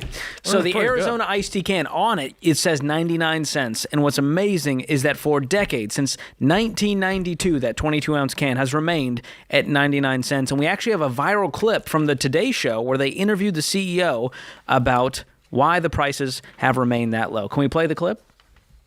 Why not increase the price and therefore increase the profit? We're successful. We're debt-free. We own everything. Why? Why have people who are having a hard time paying their rent have to pay more for our drink? Maybe it's my little way to give back. Would you definitively say that you'll never raise that 99-cent price? Never. Not in the foreseeable future. Yeah. We're going to fight as hard as we can for consumers. I love that. I could use an Arizona iced tea right now. You know what I'm saying? You're parched. That thing will... Oh, wait a second. Look at Kelly, the associate producer's back. Did you really get this? Oh, my goodness. I had no idea. She's got the Arizona iced tea cans. Which one is that? I've got the Arnold Palmer, and you've got the green tea with honey. Feels like we should switch. Well, I know you like green tea with honey. You're a fan. You feel like a green tea ginseng guy. Which one do you want? is that a type of guy? Look at you. I'm a ginseng guy? That's not a thing. I think with the bomber jacket, I'll drink the green tea. There we go. This is, again, not an endorsement fantastic. of Arizona, but just to show you guys, you got options. And again, this is not a video about health. No, okay? Just let Ken enjoy some trash food for a second. All right, now listen. Big statement in that video. Did you catch it? He said we're debt free. We can do what we own want. everything. That's a really big deal. And there's a guy who's going, you know what? We're not gonna just stick it to the consumer. So good on Costco. By the way, other prices of Costco food court items. Did you know an ice cream sundae is $2.49? That's pretty impressive. For you ice cream sundae people. How about a cinnamon churro? $1.49. I don't like the churros. Not a fan? No. They're not a fan of you. Yeah, well, there you go. And then a 20-ounce soda with all that sugar, only, you ready for this? 69 cents. Now, let's just juxtapose that right there with the movie theater prices. Have you been to the movie theater? I don't darken the doors of a movie theater. You got to anymore. get a student loan for a bucket of popcorn now. It's insane. It's unbelievable. Not if you're George Kamel. I went to a movie with George, and the dude opens up his jacket when we're sitting down, and there's a bag of popcorn, a kit to make an old-fashioned with ice, and a strip of, like, orange peel. He knows how to do it. That's the power of the bomber jacket, Ken. That's bootlegging. You can't do that. That's illegal. Well, I'm outed now. Come find me, the 17-year-old who works at the theater. All right. Have you guys seen the news? We're starting to see a price war with fast food companies as well. Oh, that's right. The whole $5 meal thing with Burger King and McDonald's. And so what do you think? You think that companies are starting to go, there's a chance to win market share by saving people money? I think people have made their choices when it comes to fast food, and you have your favorites. Right. I'm about ready to make a bad choice. Now, I asked Kelly to bring these as props, and I had to try the pizza. Never eat the props. I always tell people. I haven't had a hot dog. You're going to try a Costco hot dog for the first time. I have never had a Costco hot dog. Can I tell you, that's a dog. That's about my body weight in hot dog. It's a quarter pounder. That's serious. All right. So you're Ken's probably taking going a to bite. have to take us to break, but I will. Wow. This is pretty special getting to be part of this, Ken. Is it worth $1.50? Too big a bite. $1.50. There you go. So here's the lesson learned here. Yes, inflation's annoying. It's pretty good dog. There's some great companies out there going, we're not going to take the bait and just increase prices because inflation said so. And when you're debt-free, you have options, especially if you're a business owner. That's why we preach business owners, run your business debt-free, go slow, and then you have options to be generous and to do what you want with that business. So there we go. I just had a really unflattering view of myself in the video as I ate a hot dog. I'm glad that America can't smell this room right now. And whew. Here's to Arizona Tea, Costco, and other companies that are saying, you know what? We're going to drop prices or keep prices low for the American people. That's right. We love you. Not a bad hot dog, but I'd stick with the pizza. This is the Ramsey.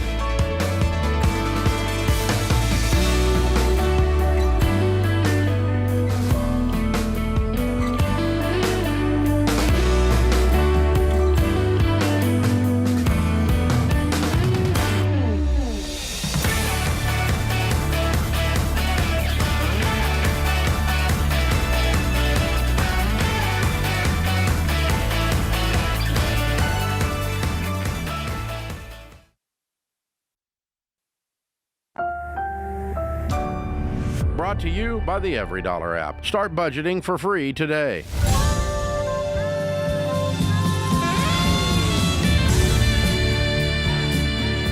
This is the Ramsey Show, where we help you win with your money, win in your work, and win in your relationships. 888-825-5225 is the phone number to jump in. I'm Ken Coleman. George Kamel is joining me this hour. He'll take the lead and help out on those money questions, and I'll take your income and work-related questions, because all that goes together. 888-825-5225. We go up to Canada, Vancouver, British Columbia, is where Vanessa is joining us. Vanessa, how can we help? Hey, guys. Thanks for taking my call today. I've been listening to your show now for a couple months, and I'm super grateful to have found it. I love it. So thank you for that. I'm a financial advisor, and I've been doing that for about 8 years now. So I help my clients with investments, but I also lend. So my question today is, how do I make sure that I can still be successful in my career, but not make my clients feel like I'm selling them debt? Because I believe in the process and I love the baby steps. So yeah, I just want to make sure I'm morally keeping to myself and having strong integrity as well as pursuing my career. Yeah. Well, let's address the moral component to this because I think there's a pivot that's coming up and I think that's fine. But from a moral standpoint, you aren't in any way selling a product that is immoral or that is illegal, right? Right. Yeah. So this is a mental thing where you're going to have, and by the way, we've had this call before. We've heard this many times. We totally get it. But you're going to have to cut yourself a break on this and go, okay, I am now misaligned with my values and my work. You know, my values and my work aren't matching up, but you're not doing anything wrong morally. Okay. And so now it is a real discovery process to actually answer the question that you asked us, which is, and I know George got some ideas, I got some ideas on how I can help people with their finances and help them win without selling them a product that puts them into debt. And just off the top of your head, just, you know, free flow here. What are some things in the financial industry that you could get qualified for, you could pivot to, that you actually would be proud to sell to someone or to advise somebody within? Yeah, well, I do have my investment license, so and I love investments way more than I do lending. So there's definitely something there. I kind of put a stop to extra learning because you need certain credentials to move forward. Just because I did recently have a baby, so I kind of put that on the back burner. But yeah, I mean that's a good thought for sure. Maybe I should just look into an investment side of things because I know that can truly help people. Yeah. Where are you working right now? Is it a bank or is it an actual investment firm? It's a credit union. Okay, that was my next question, because you could just work for, you know, an investment brokerage that just focuses on investments that don't also sell debt products. Right. And that's something I would encourage you to look into, because I understand at a bank, one of the big ways they make money is selling debt products, but that's not the entirety of the, you know, investment industry. Of course, yeah. Yeah, so that's an easy option to stay in your field of work, remove this piece that really bothers you, because the bank is going, hey, Vanessa, you got to hit the quota. We got to sell these debt products. Let's move these. And you're going, no, I don't want to do that. So at some point, there's going to be a rub while you continue to work for the bank in this capacity. Yeah, no, that makes sense. Does that answer the question that you had for us? Yeah, no, for sure. I think I should definitely look at doing a pivot, as you guys call it, and maybe just transitioning from like a multi-role of lending and investments into just one. That's right. Just become an investment advisor for a firm or brokerage, and you get to focus on the part that you love. So it's kind of a both and. Yeah. And the reason I led, Vanessa, with the whole mindset issue here is just going to give you a little bit more peace and patience to do what it takes to make the actual pivot. When you're not feeling bad about yourself, then it's less likely for frustration to turn into desperation and where you make a quick move. So map this thing out, right? I know I love finance. I know I love the investment side. You've got some qualifications you still got to get to. So there's 4 questions. I call these the 4 qualifying questions. I'm going to give them to you really quick because it'll help you actually put together a plan that will turn into a path that you walk from one to the other. Okay. The first one is, what do I need to learn? So you've already talked about the qualifications that you put on hold, some of the certifications rather that you put on hold because of baby. So, look at everything else. Let's create a list. What do I need to learn? Okay. And then what do I need to do? So that's an education question. What do I need to do? Is there some experience that I'm going to need to get? So does that mean I have to kind of come in at a lowest level? You got to look into all this and understand what the path looks like. So what do I need to do from an experience standpoint to eventually get where I want to go? Third question is, what is all this going to cost me financially? That's not just the cost of the certification, George. That's also the cost of if I've got to kind of take a temporary step back, that's cost. And then finally, how long is all this going to take? So it's what do I need to learn? What do I need to do? How much is it going to cost? How long is it going to take? Those 4 questions, I'm telling you, folks, it's tried and true. It will get you the answers that you need. So now this change is informed. Thus, it's not as scary. It's just less emotion. It's more facts. Yeah, because what's it going to take? When we have the unknowns around something like this, George, our brain does an unbelievable job of creating another narrative. So it's like, I don't know what I have to do, or I don't know how long it's going to take, or I don't know how much it's going to cost. Well, then your brain starts to fill it in, and it's usually with really bad news and fake news. So I found that those 4 questions in coaching a lot of people becomes a really great process to come up with the information we need to be able to move forward. So thanks for the call, Vanessa. Let's go to Orlando, Florida, where Joseph awaits. Joseph, how can we help? I just retired from my job. I'm about 49 years old. It's funny, you guys are just talking about a major company that I just retired from after 30 years with them. Oh, okay. Costco. Hey. It's pretty funny. And I retired with them about year and a half ago. Cool, did congrats. extremely well for myself. Put about 20% in my 401k for about literally 30 years of my life. I have zero debt whatsoever. My house is paid for. Everything is good. So I kind of wanted to know, I have a couple $100,000 sitting there, and I usually put it into CDs or whatnot. So to get, I was getting 5.5%, 5.6, and I'm kind of living off of that. So I'm kind of touching the 401k, which is a couple million. So I wanted to know, is there a better place to put it in that can yield something without any risk? Well, there's always going to be risk when it comes to investments. So the question is, what is the time horizon that you're looking at for this money? So you're saying you're planning on kind of using this $300,000 as a bridge account to get you by until you can access the 401k? Yes, but I also with that I have zero debt. So if I told you $800 a month is what I live off of, that's pretty much what it is. Are you single? Yes. Okay. So you don't need much to live off of. You could just park this in a high-yield savings account and keep it liquid. I don't like the idea of just playing with the CDs and locking up your money. Put it in a high-yield savings account for the short term, but for the long term, I would look into putting this money into a taxable brokerage account. And you put that money into a good index fund, and it's going to do way better than 5.5% over the long term, over 5+ years. But in the short term, if you need this money to live on, park enough in that high-yield savings to get you by. But way to go. That's impressive. Very impressive. And maybe find an encore career as well. I like that. 49 years old. A lot of life to live. Come on, man. Do something you just totally love to do. Maybe try doing it for free for a little bit to make sure. And then find a way to make some dough doing what you love. Love the call. Good stuff. We'll be right back. This is The Ramsey Show.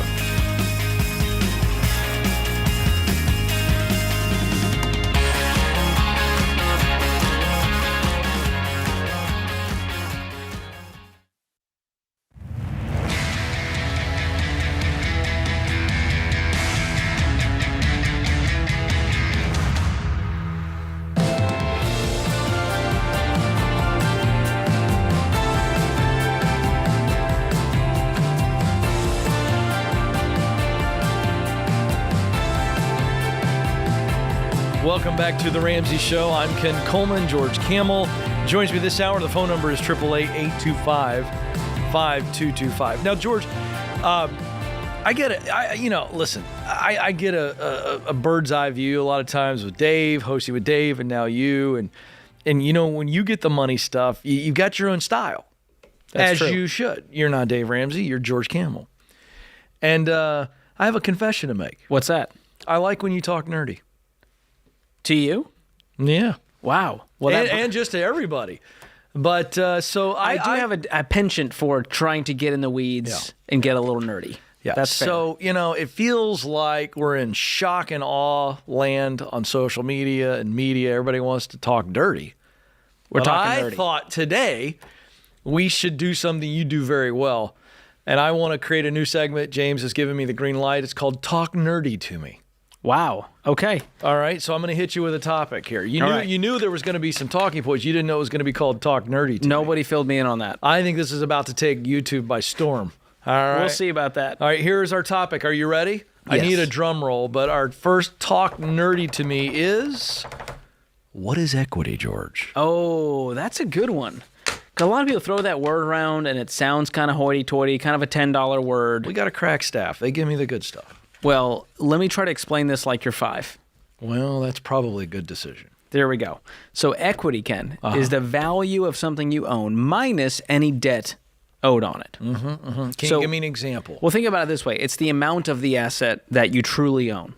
So a home is the easiest example. There we go. You got a home worth $300,000. You have $100,000 left on the mortgage, so we're going to subtract that. That's your debt, the liability, which leaves $200,000 in equity. There it is. That's the part that you Love own. when you talk nerdy. So this applies to a home, a car, pretty much anything. And no matter how much or how little equity you have, you want to make sure you keep it rather than borrowing from yourself. So the goal in my book is to have 100% equity. Right. Which means you own it outright. So when I paid off my house, I no longer had a mortgage. I no longer had debt or liability attached to it. So it was 100% mine. So just think of equity as ownership. And, the other term that comes along with equity is the term underwater. We use that often when it comes to... Oh, we hear that all the time. Hey, I'm underwater on my car. And people go, what? How did they get in water? No, this has nothing to do with... It's about negative equity, right? Am I paying attention? Yeah, so what you owe is greater than the piece that you own. Oof. That would put you underwater. So if the car, you've got a $20,000 loan on the car is only worth $10,000, you're $10,000 underwater. And that is a very scary, scary place to be.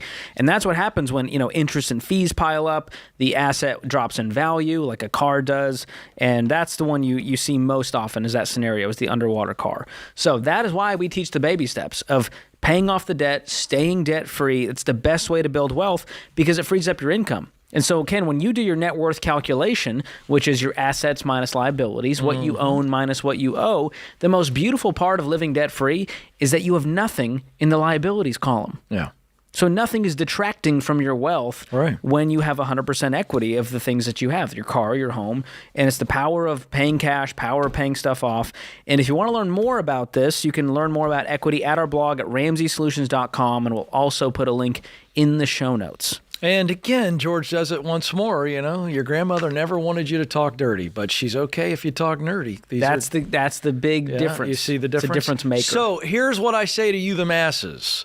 What would you like to hear George talk nerdy about? I like that. So maybe drop a link in the YouTube comments if you're watching over there. Drop a comment, email the show. I want George to talk nerdy. What's the concept, the word you want explained? I like this, man. This is wholesome for the whole family. I try that to keep right it there, my PG. friend, that's G-rated. All right? That's good stuff. So well done, We need sir. more of that in today's world. More wholesome content. Yeah, more talking nerdy. There's enough filth out there on the internet. I'm not going to add to it. Yeah, good for you. Not on my watch. We should have a T-shirt. Talk nerdy to me. I don't know that I want to wear that in public. It feels like you're asking for something you're not prepared for. Yeah. I try to be invisible. It would look great under the bomber jacket. Thank you. Just saying. Do we have a tally on how many times I've said bomber jacket in today's show? Our team can search. My guess is we're at 10. I feel like I stole one right there. So there you go. That's Always 11. great fun. Let's go to Jason in Sacramento, California. Jason, talk nerdy to us. I'll do my best. right. Tim, George, I really appreciate you taking my call. You bet. I inherited a house from my mom who passed away. The house is fully paid off. The Zillow value is around $500,000. I'm active duty military, so I couldn't live there if I wanted to. And so in the meantime, I'm interested in turning it into a rental. However, it just needs a significant amount of renovation, probably around $100,000 to $150,000. And so I'm kind of in between a rock and a soft place right now, I feel like. But just seeing, is this maybe the time a HELOC loan would be okay? Or should I just try to sell it for much lower? Or I'm not really sure what's my best option here right now. Well, I'm not a fan of HELOCs for a whole lot of reasons. Number one, it's moving you backwards financially. Number two, it's going to have a variable interest rate that can change with the market, which is scary. Right. And it puts that home at risk. Right now, it's paid off. Very little risk involved. As soon as you add that HELOC, something goes wrong, you default, life changes, and you can't pay back the $150,000. Well, that's a huge problem. And so I would recommend, number one, either you keep it and you cash flow the renovations, or you just clean it up to your best ability and sell it for what you can get for it. And could you think you could get $350,000 without doing $150,000 in renovations? Are you saying it would be worth $500,000 if you did the renovations? $500,000 if I did the renovations. So I'm thinking if I sold it now, it would maybe around $300,000 to $350,000, maybe closer to $300,000 though. Then I don't think it's worth the hassle. Yeah, I agree. I would sell it, and it's still a part of the legacy that your mom left for you, and you can invest that $300,000, and that money could double every 7 years based on the history of the stock market. And it's okay to not become a landlord long distance. I think it's actually wise to avoid that right now. Yeah. I mean, that doesn't sound too inviting, but it just, you hear a lot of ways to handle these kind of things, and it's just kind of hard to sort of, Oh, yeah. If you scroll social media for half a second, you're going to hear a bunch of dimwits telling you to go get 4 HELOCs on this thing and leverage it and go buy 17 more Airbnbs and put that in a whole life insurance policy and borrow against it. But you got to ignore all this nonsense out there and do what's right for you. Yeah. And you've got enough going on right now being active duty, which thank you for your service. Yes. So I wouldn't add to that by trying to long distance project manage a $150,000 renovation and then be a long distance landlord on top of that. And I hate to just kind of pile on here for those that tell you to do this kind of a thing that we're saying not to do. But, you could say, well, I think it's going to be 100 to 150. You get into this thing, an older house like this, and next thing you know, it balloons by $50,000 to $100,000. Now you're in a rock and a hard place because you're well beyond what you planned to borrow, and now it's a real pain. I'd let somebody else, if this thing's got some real value, sounds like it's a good house, got some good bones. Is that fair? Yeah, definitely. Yeah. Then I'd let somebody else come in with a vision for this and take what you can get for it. And to George's point, I think George is spot on here. That money's going to be used for so much good, and you don't have any blood pressure issues having to deal with this thing. Absolutely. And Jason, I would jump on to RamseySolutions.com/agent, and you can connect with a Ramsey trusted real estate pro who can help you list this to get the most out of it, even without the renovations. I think they're going to have a lot of great strategies, and they know how to list it, market it, stage it, all of that, even if it is a fixer-upper. So that's going to help you avoid, quote, lose a ton of money on this, even though it was a free asset to you from your mother. So that's what I would do if I was in your shoes. It's just too much hassle for this stage of life. If you had $150,000 and you were excited about renovating this thing to live in or to rent, I would say go for it. But that's not the current case. Yeah, if you had Chip and Joanna and the whole show and the crew, they always made that look so easy. Oh, yeah. But what you don't see is crews working 24/7. Oh, yeah. And unlimited budgets to make this all happen. Yeah. For the big reveal. Yeah. Oh, man. Yeah, I'd take the cash, Jason. I agree with George on this one. All right, don't move, because we've got more of your calls, more of The Ramsey Show right around the corner.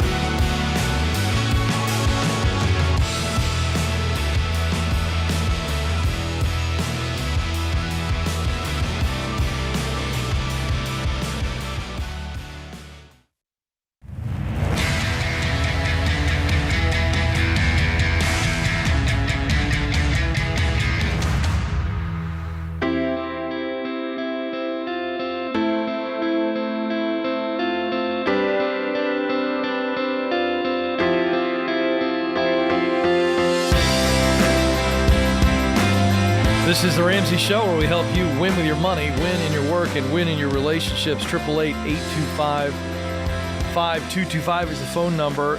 George, we've had several calls today around real estate.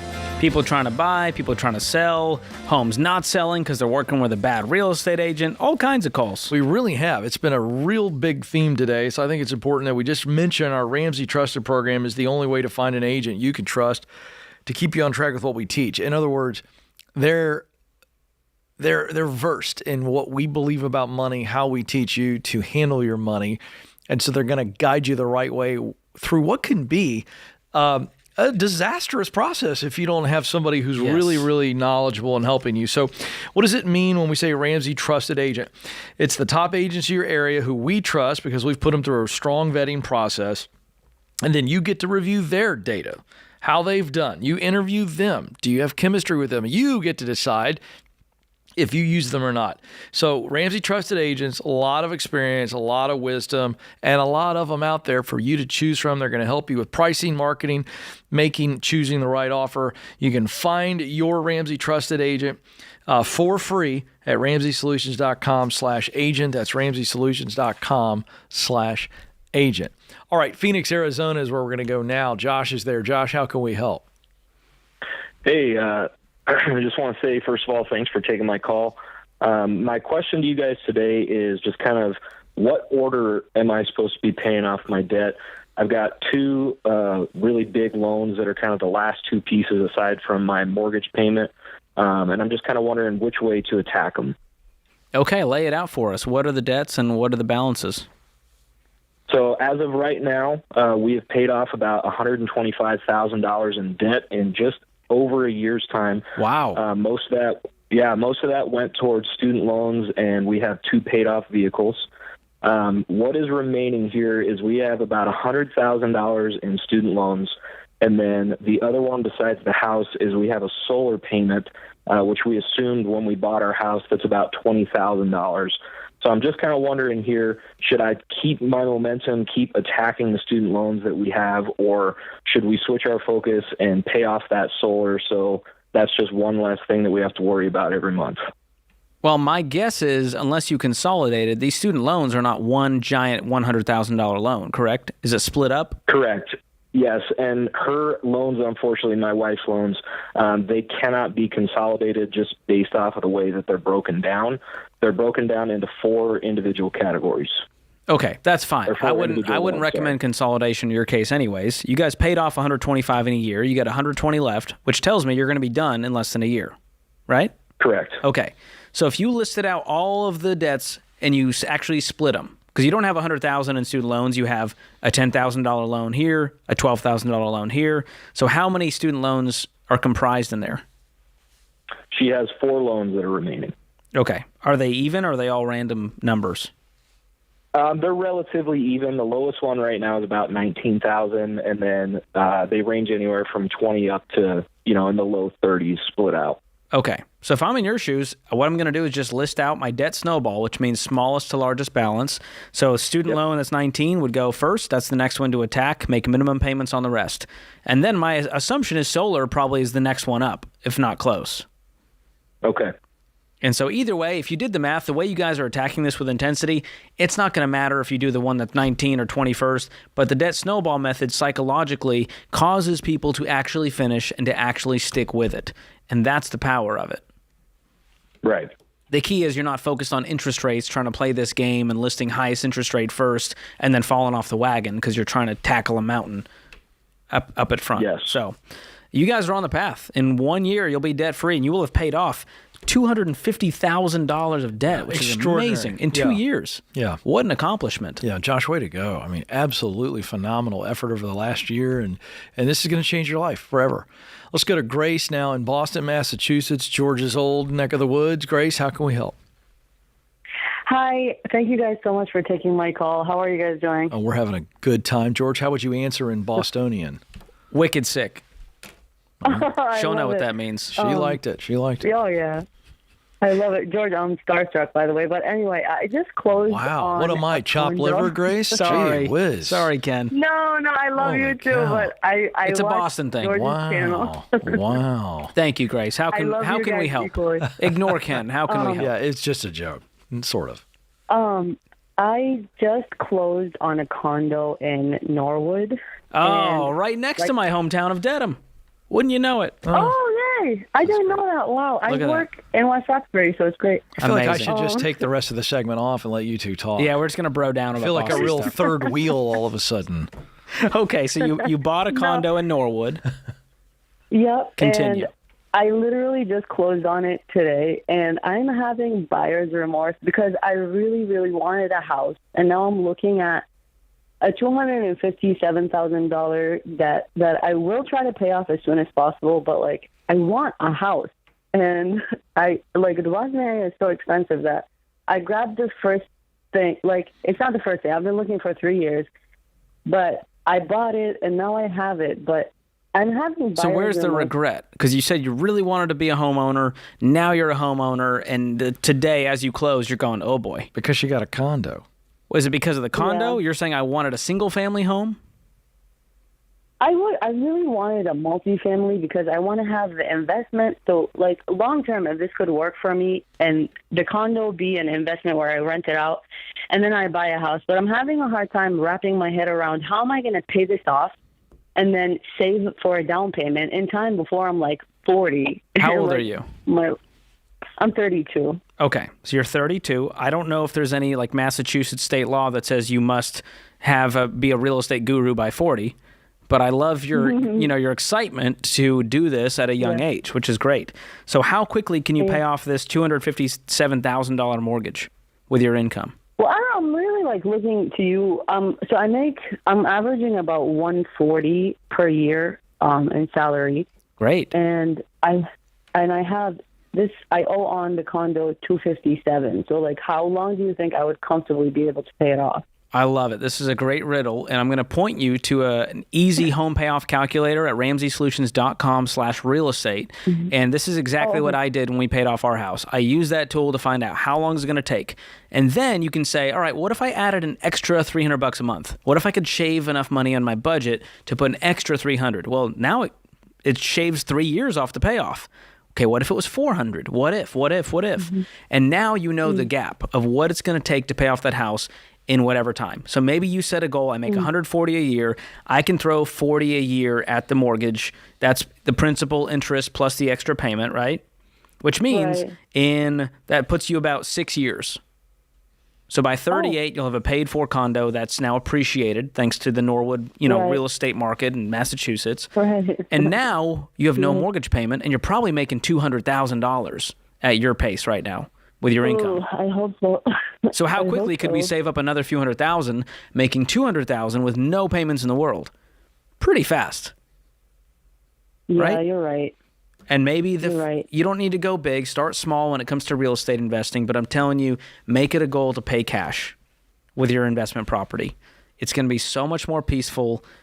Don't do it today and go buy a fourplex. And because guess what? Everyone else wants a fourplex because they also saw that Instagram video showing how great it is. But you also got to be a landlord with your 3 other tenants, and they're right downstairs. They're knocking on your door every time there's a toilet leak. Do you recommend, when I do have the money to buy it in cash, do you recommend buying a multifamily or just keep this condo, buy like a single family, and rent this out? There's nothing wrong with it either way, but you just got to know the pros and cons of going with that duplex, multifamily versus a condo or a single family home. The key is buy what you can afford in cash and what you're comfortable with, and that's in your area because you want to keep an eye on it. But I think you're going to get there. 32 years old, she's crushing it. She's got a mortgage payoff goal. Yeah. I think investment property is in your future, just not in the next 2. And that's I'm a little surprised you didn't select single family as a little bit more desirable. I'm curious. It is, about but that. it's way more expensive. Right. Okay. So it's going to take longer. Okay. I just wasn't clear because I was a little surprised at that. I was like, I would go single family, but it ain't cheap in those neck of the woods. I mean, you're the star, so.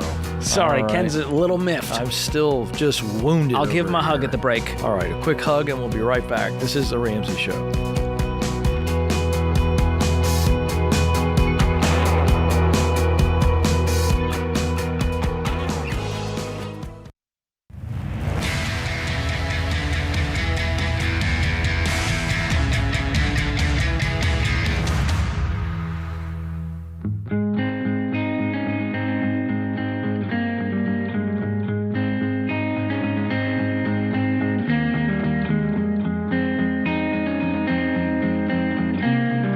This is The Ramsey Show, where we help you win with your money, win with your work, and win in your relationships. 888-825-5225 is the phone number. I'm Ken Coleman. George Kamel is alongside.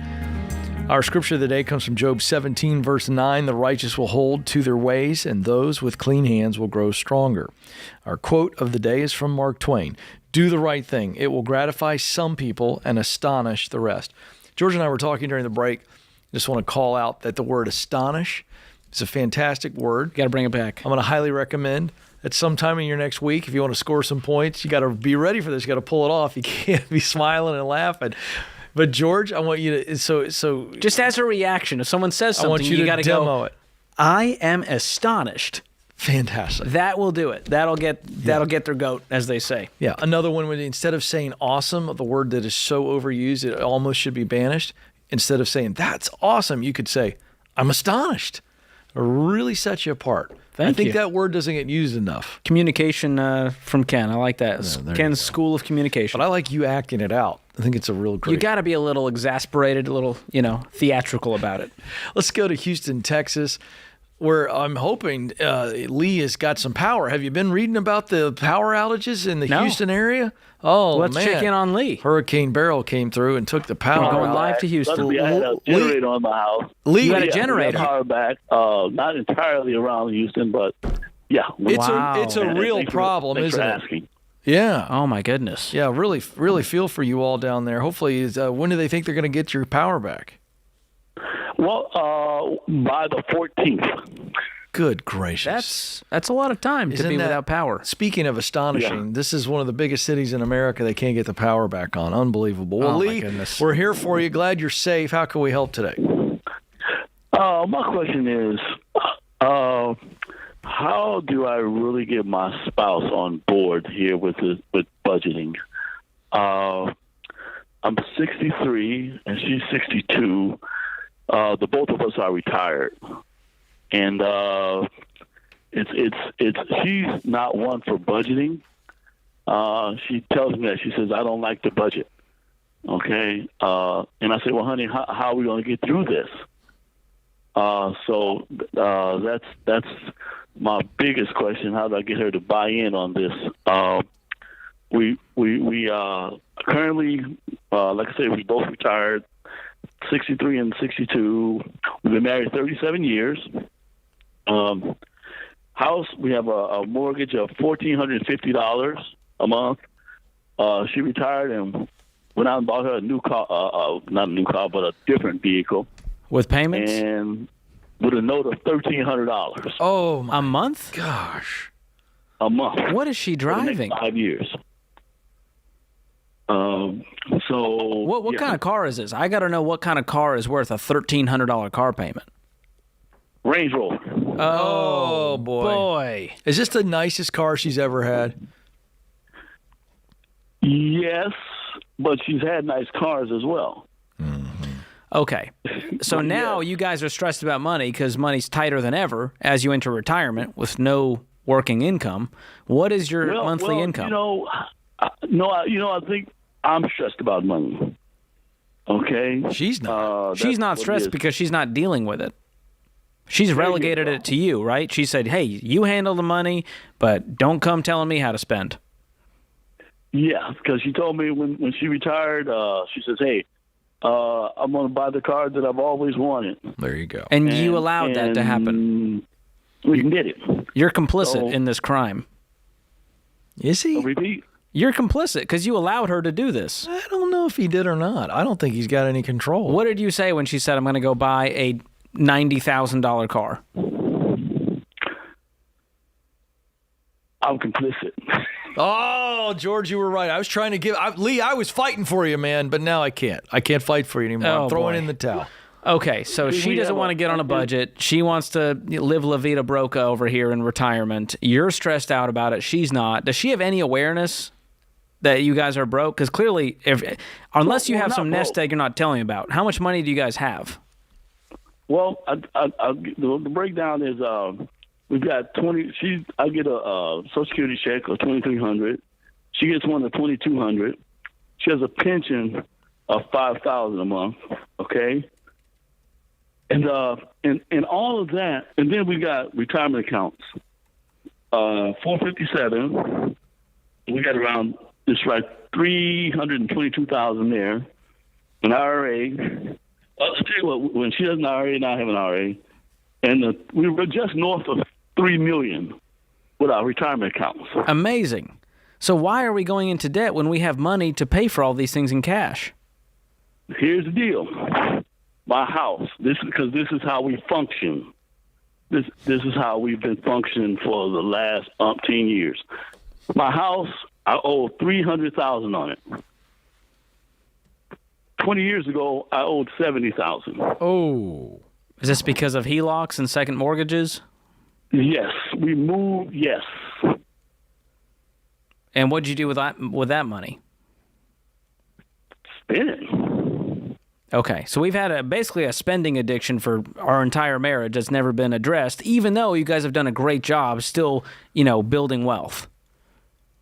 Right, but this money has to last us for 30 years. Have you done the math with her to show her, hey, honey, I know you don't like math and numbers. I'm just going to show you, we're going to run out of money. We're 62. If we make it to 95, here's what's going to happen. Yes. Have you shared your feelings with her? Hey, honey, I'm scared. I know you're having a good time with this brand new car, and we make a decent income with all the pension and Social Security, and we got money in the bank, but I am not comfortable with our monthly spending with all these payments in our life. We have never been able to solve a problem when it comes to money. It blows up every time.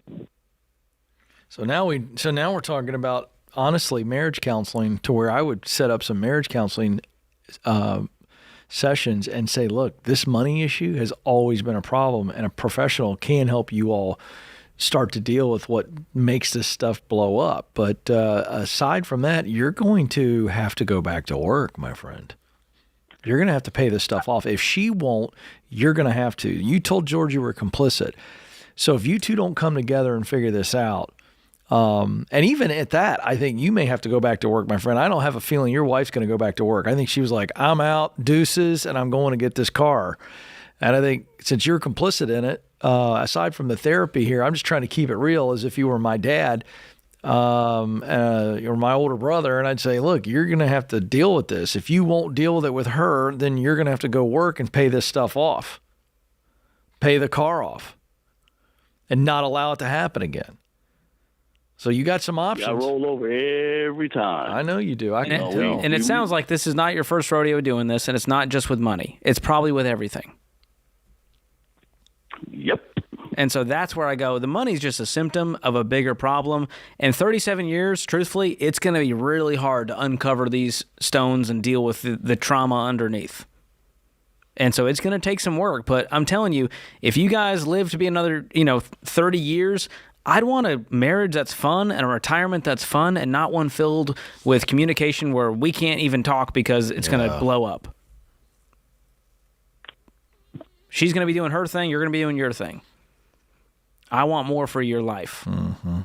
And I hope she does too. And so I would have a real come to Jesus. Sweetie, this is a big deal to me. I need you to listen. And you be real honest with her. Yeah, and I'd set up the therapy sessions. Do you think she'd go with you if you set them up? I said, honey, let's go talk to a counselor. She says, no, I don't want to do that. Oh, so we've been down this road. Yep. Does she shower? Does she brush her teeth? Yeah. Does she like doing those things? No? Yeah. You do them because it's part of being an adult. So she needs to understand that some things you do even though you don't like doing them. She's got to act like an adult instead of a child because she's 63 years old. Yeah. I'm afraid you're going to have to go back to work, Lee, because you don't want to do the work on herself and on your marriage, so you may have to go back to work. She's going to find more things to get payments on if you're not careful. Thanks for being with us. Good show, George Kamel. Thank you, James Childs. This is The Ramsey Show.